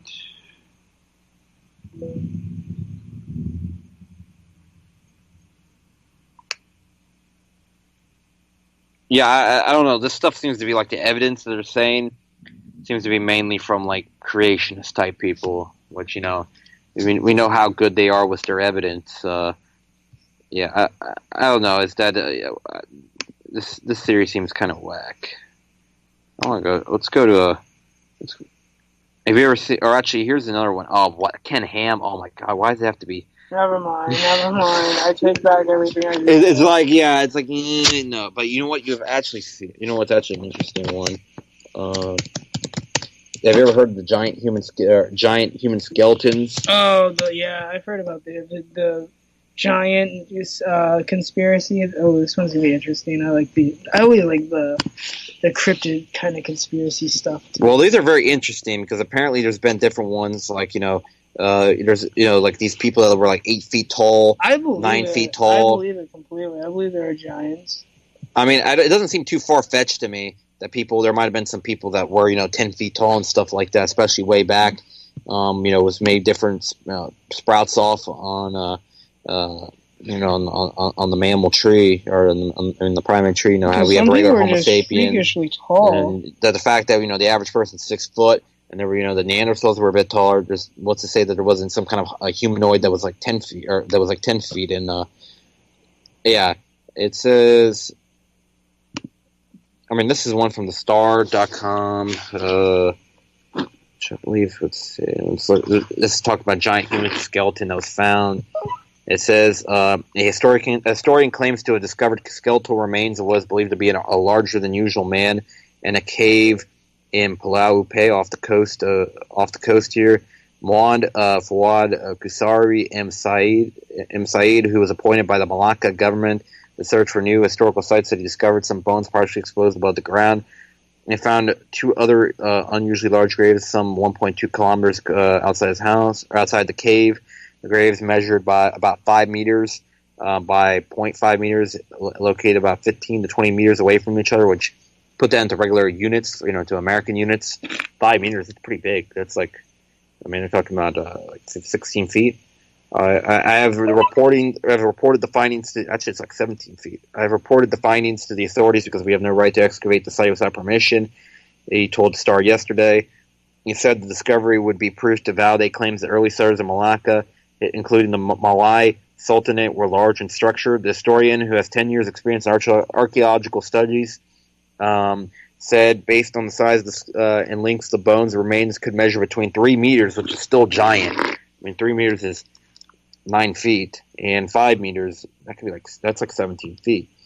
Muad Fawad said the lengths of the skeletal remains matched the large graves of Sultan Arifan and 7 warrior brothers of Palau Besar. There was no excavation at any of these grave sites, thus the tales of the giant settlers remain a myth.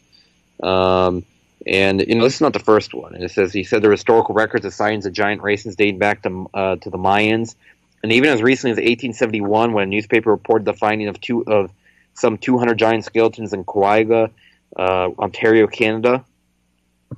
So it does seem like, this, I guess, looks like it happened in Malaysia or something like that, is where this guy was talking about this discovery of that. And there was the story also, apparently, these guys that were served in the Civil War, this one guy that was 8 feet tall in the Union or something like that. Yeah, I've heard about that. Yeah. Same. Yeah, it's cool that you heard about that.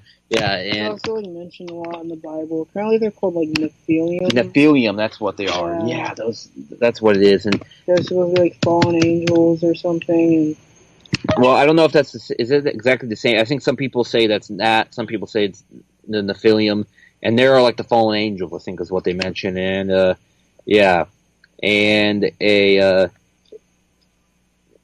it's in the book according to Genesis. And this is where they talk about the Nephilim, I think. There's different parts. There's also Numbers. They talk about it. I think they're just talking in Genesis 6:14 is similar to identical biblical, or it says that they were offered. Or no, this is where it says in Genesis 6:14. They were the offsprings of the sons of gods and the daughters of men before the deluge. So it's pretty. It's pretty interesting thing. I want to look up that thing about the 8 foot Civil War soldier because and it was pretty interesting. I think also Yeah, he was either on the north or he was on the south. So, let's see if it came up there. It's not showing. I think this is the guy right here. Or actually, maybe it's not. I don't know. Is this the guy? It says here, this guy was 7'7", which 7'7", by the way, is the tallest an NBA player's ever been. By the way, that says the tallest one ever was 7'7". George Mearson and Monte Bol. Mearson technically has the advantage, but it says this one was 7'7". But I think this is the same guy because this guy, from what I remember, I thought he died in the Civil War. Right? That was 8 foot. I think so. Let's see. Giant. Well, I want to. Let's see. Giant Civil War skeleton. Let's see if I can find it. Maybe I'm just not gonna have luck finding it right now. Yeah, it's and some people say from what I remember, the Nephilim or something like that. They believe they also. I think it's like it goes into the same stuff as then you start to talk about. There's some people that think about like the whole. Let's go into the ultimate, yeah, and it was, they think about like the lizard people, the whole. I think that's kind of like what they call the reptilians. Which let's go actually to that one because I've heard I think some of the same things like the Nephilim. I don't know much about the reptilians. I always thought that was like. I think it's an interesting one because there's like it's an interesting one to want to talk about, even though it's like for me I think it's like 100%. I always BS. thought the reptilian thing was kind of a meme to make people that question, like say the Parkland shooting or 9/11 or the Holocaust or whatever, to make those kind of people look crazy. But have you ever seen though the videos where they supposedly show like their eyes changing? The ones where it's like 144p. You can't see anything. That's why I know it's like one pixel moves. It's like, oh my god, look, fucking reptilian. Yeah, I know, like the eyes changes a little bit. Yeah. That's it. No, that's what Mark Zuckerberg was doing at the congressional hearing when he was drinking the water. He was actually spitting out his larvae in order to grow some more reptilians. He was laying eggs. Yeah, he was laying eggs. They have to be in the water to hatch. Well, there was actually one was like when Hillary Clinton did that. They were like saying it's like, oh yeah, those are just cock drops, to be honest. When Hillary Clinton was spitting those things into the water? Yeah, I feel like those were like cough drops or something. Well, yeah, she did have a pretty bad cough. I feel like that's the only logical thing, but I don't know. They were like slimy green, so. It was chewing tobacco. She dips, don't you know that? Yeah, she like spat in the water. Yeah, that's and then she sharded. She sharded. Ew. That's like the grossest thing I could think of. It's just like, yeah, Hillary Clinton. She did. There's a photo where she has like a short stain. I don't want to see that. I'm trying to eat after the show. You are? Okay, I'll pull it up. Hey, fuck you. Of course, but now Beepus decides to. I think I've seen it before too. I mean, like I said, I've been around the internet. I've seen all the memes. I've seen a lot of horrible things on the internet. Well, yeah, but we know one website where you probably might have seen some of that stuff. But there is. Ew. There she is. A nice little fart. Just a few minutes left in the show. We have time for one more. We have time for one more conspiracy. And we'll do what's actually illegitimate, conspiracy that's actually, and since we've talked about other false flags and stuff like that, let's go to Boston bombing. Do you know anything about that one? I mean, when that happened, okay, it's kind of funny. I was in a speech in my ROTC class in high school, and we were doing a speech about like America and like the future of it or something like that, like American culture, how it's evolved or whatever. And after I gave my speech, I was like, man, I bet something awful is going to happen tomorrow. Oh, my God. I mentioned, like, 9/11 and something, because, like, I was trying to, my point of my speech was, like, how crazy America is getting, and next thing you know, the Boston bombing happened, and I was like, oh, my God, what the fuck did I just do? Oh, shit. Jinx. That freaks me out for a minute, too. It's happening! What the fuck? Holy shit, a bombing just happened? Yeah, I know, and where's this thing? But have you ever seen there was that's one. I don't know too much about it. Have you ever seen I can explain this picture and I can show it to my co-host Beepus, but look at those injuries on him. Yeah. Does those look real to you? I mean, look at that. It's like I mean, he's not dripping blood everywhere. The guy's like, and this guy's like randomly. They're not taking him in a stretcher. They're taking him in a wheelchair randomly down to the ambulance where he's got 2 of his legs supposedly blown off, but he's not really bleeding. They look at it doesn't even look really real when you look at it. Yeah, hold on, let me see. And then you look at the hero in the cowboy hat going to save him. Yeah, his facial expression. And too, just that facial expression. He doesn't really look too shocked. He just looks more like discomfort, like, oh man, my legs just got blown off. This sucks. Not like, oh, my legs got blown off. You know what that face? Maybe he's in shock. I don't know. I don't know too much about the boss. Know what that face is right there? What? That face we're looking at. That's the face. That's the face when you. That's the face when she tells you, "Oh yeah, go. You don't pull out," and then later she says, "Oh yeah, by the way, I was on birth control." Oh no. That's that face. It's just like, oh fuck. Let me get lied to. Let's see some other ones. I mean, look at that thing. Is she on her phone there? Yeah, she is. And I mean, but her leg just completely blown off. She doesn't even look like she's in pain. No, she's just like it's like somebody's like hitting her up. What are you up to? Well, my leg's blown off at the Boston Marathon. I mean, it's just like, look how that's carnage right there. Not much blood either. You're right. There's really not a lot of blood, and the blood that is, it's not like really a blood color. It's like almost kind of like a pink. Yeah, kind of like a pinkish orange. And there's one with like that there's one where their legs are like completely blown off, and there's no blood altogether. Like there's ones like that as well, and also they were surveilling these people, supposedly the Tsarnaev brothers, for years prior, and they couldn't stop them. I mean, everything was very fishy about that, and we'll look at another thing here instead if I can find it. And I think there's another one here. We could look at that one. Just hanging out, my legs blown off. I think they were just saying. I think maybe they might be showing an actor there though. That might be unrelated, but. We're going back to actual scenes from the marathon itself. This is also off topic from the Boston bombing, but you know how like you're showing me all these like gruesome wounds and stuff. Like they did the same thing with the Syrian attack, with the chemical attack. Like there's pictures of them applying makeup and shit to like kids and whatnot to make it look all awful, like their skin's melting off. But it's just makeup. Yeah, because they did the same thing in 2013 with they brought in like a Hollywood like film team to make it look like a chemical weapons attack happened when actually those people were they're in Damascus to try to push the war in 2013, and then in 2018 they actually got Trump successfully to go ahead and strike Syria. Well, Obama struck Syria too. But he dropped a bunch of bombs all over Syria. But he never officially attacked the Syrian government directly. I mean, that's the kind of big difference there. Even though that Obama did it indirectly. Fair point. I mean, Obama still did it just secretly. Trump was the first to really announce that he did it. I'm gonna tag him. Which wait, you said you were gonna tag Trump? No, that's just Trump saying I'm gonna tag him. Well, I mean, on Twitter. Yeah, and not only that. Remember, he said, "Oh yeah, and the Russians better be ready because of my because our bombs are smarter and better or whatever." I'm just like, oh my god, this is real life. But okay, let's look at the.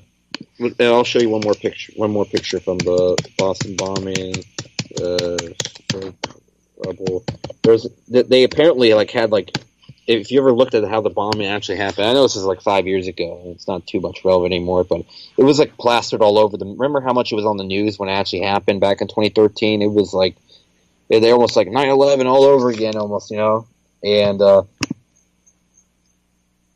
if you look here, it doesn't even look. It's kind of weird. Is that this bombing? You see, there's windows intact, and yet a bomb went off right there. You see all this debris and stuff like that. I'm pretty sure this is where the bomb went off. Yeah, you feel like the debris would break these upper roof windows, but they don't. And there would be structural damage, even potentially to that building immediately. Yeah, especially that pillar right there as well, and right there. No, I mean, this is a bomb that killed 2 people and injured 160 people. I mean, that was a powerful bomb, and apparently it barely did any damage to the building whatsoever. I think they had a couple, looked like one window was blown out. I'm like, shit. one fucking window was blown out. It's like they look like a ball rocket would do more damage to that building than what that thing did. Which this is like if you ever seen, remember like Oklahoma City bombing, what that looked like when the entire fucking face of that building got blown up? That's like what a big bomb, looks like, which maybe it wasn't as powerful as that, but still, it was a very powerful bomb in order to kill those people.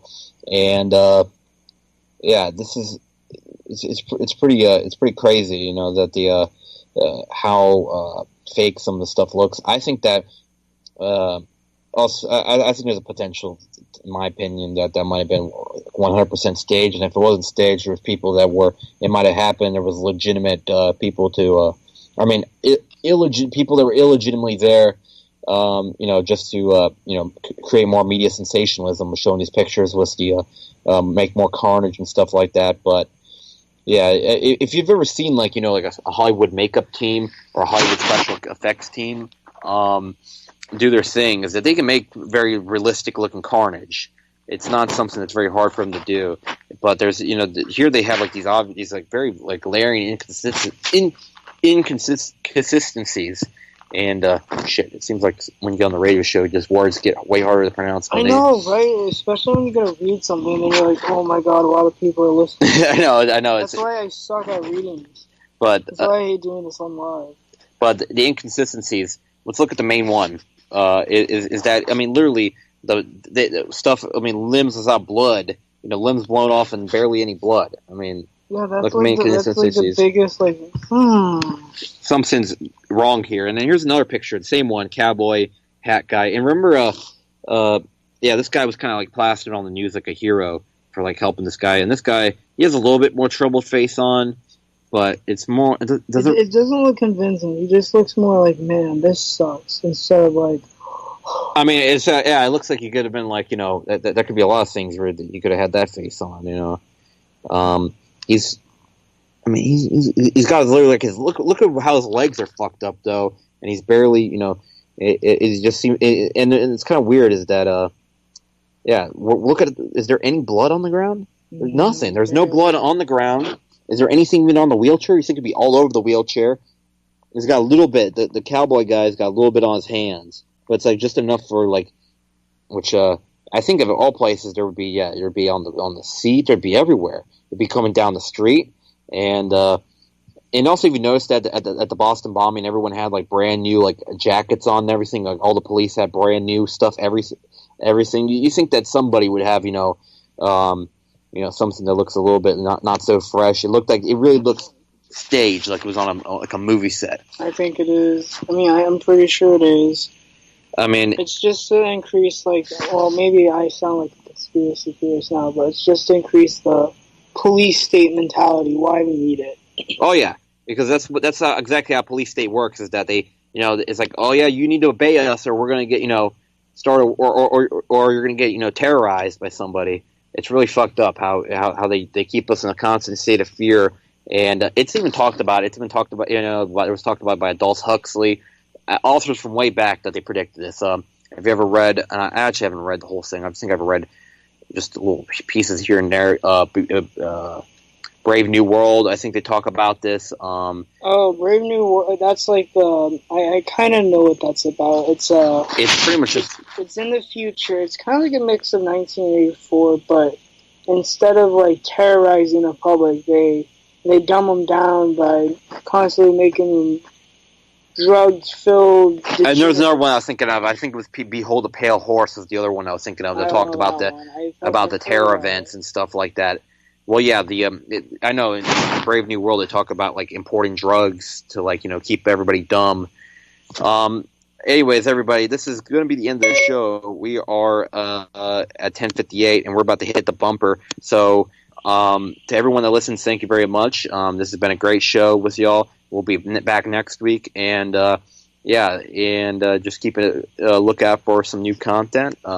We might not be live next week, but we'll definitely try to get some new content out there for you. So, to everyone, have a great night, And hope you enjoy your 4th. Return and nobody can stop it. Malcolm Little when he knelt before Elijah Muhammad, the comet that killed the dinosaurs, changing the earth. They love to criticize, they always say I changed for the worse. Like prescription pills when you misusing them, nigga. The Templar Knights when they took Jerusalem, nigga, and figured out what was buried under Solomon's temple, Al-Aqsa. The name is not coincidental. I know too much, the government is trying to murder me. No coming back like cutting your wrists open vertically. How could the serpent be purposely put in charge of the country? Genetic engineered sickness spread amongst me. My people are so hungry that they attack without reason, like a fucking dog ripping off the hand that feeds him. Immortal technique is treason to the Patriot Act. So come and get me, motherfucker, cause I'm not coming back. This is the point from which I can never return. And if I back down now,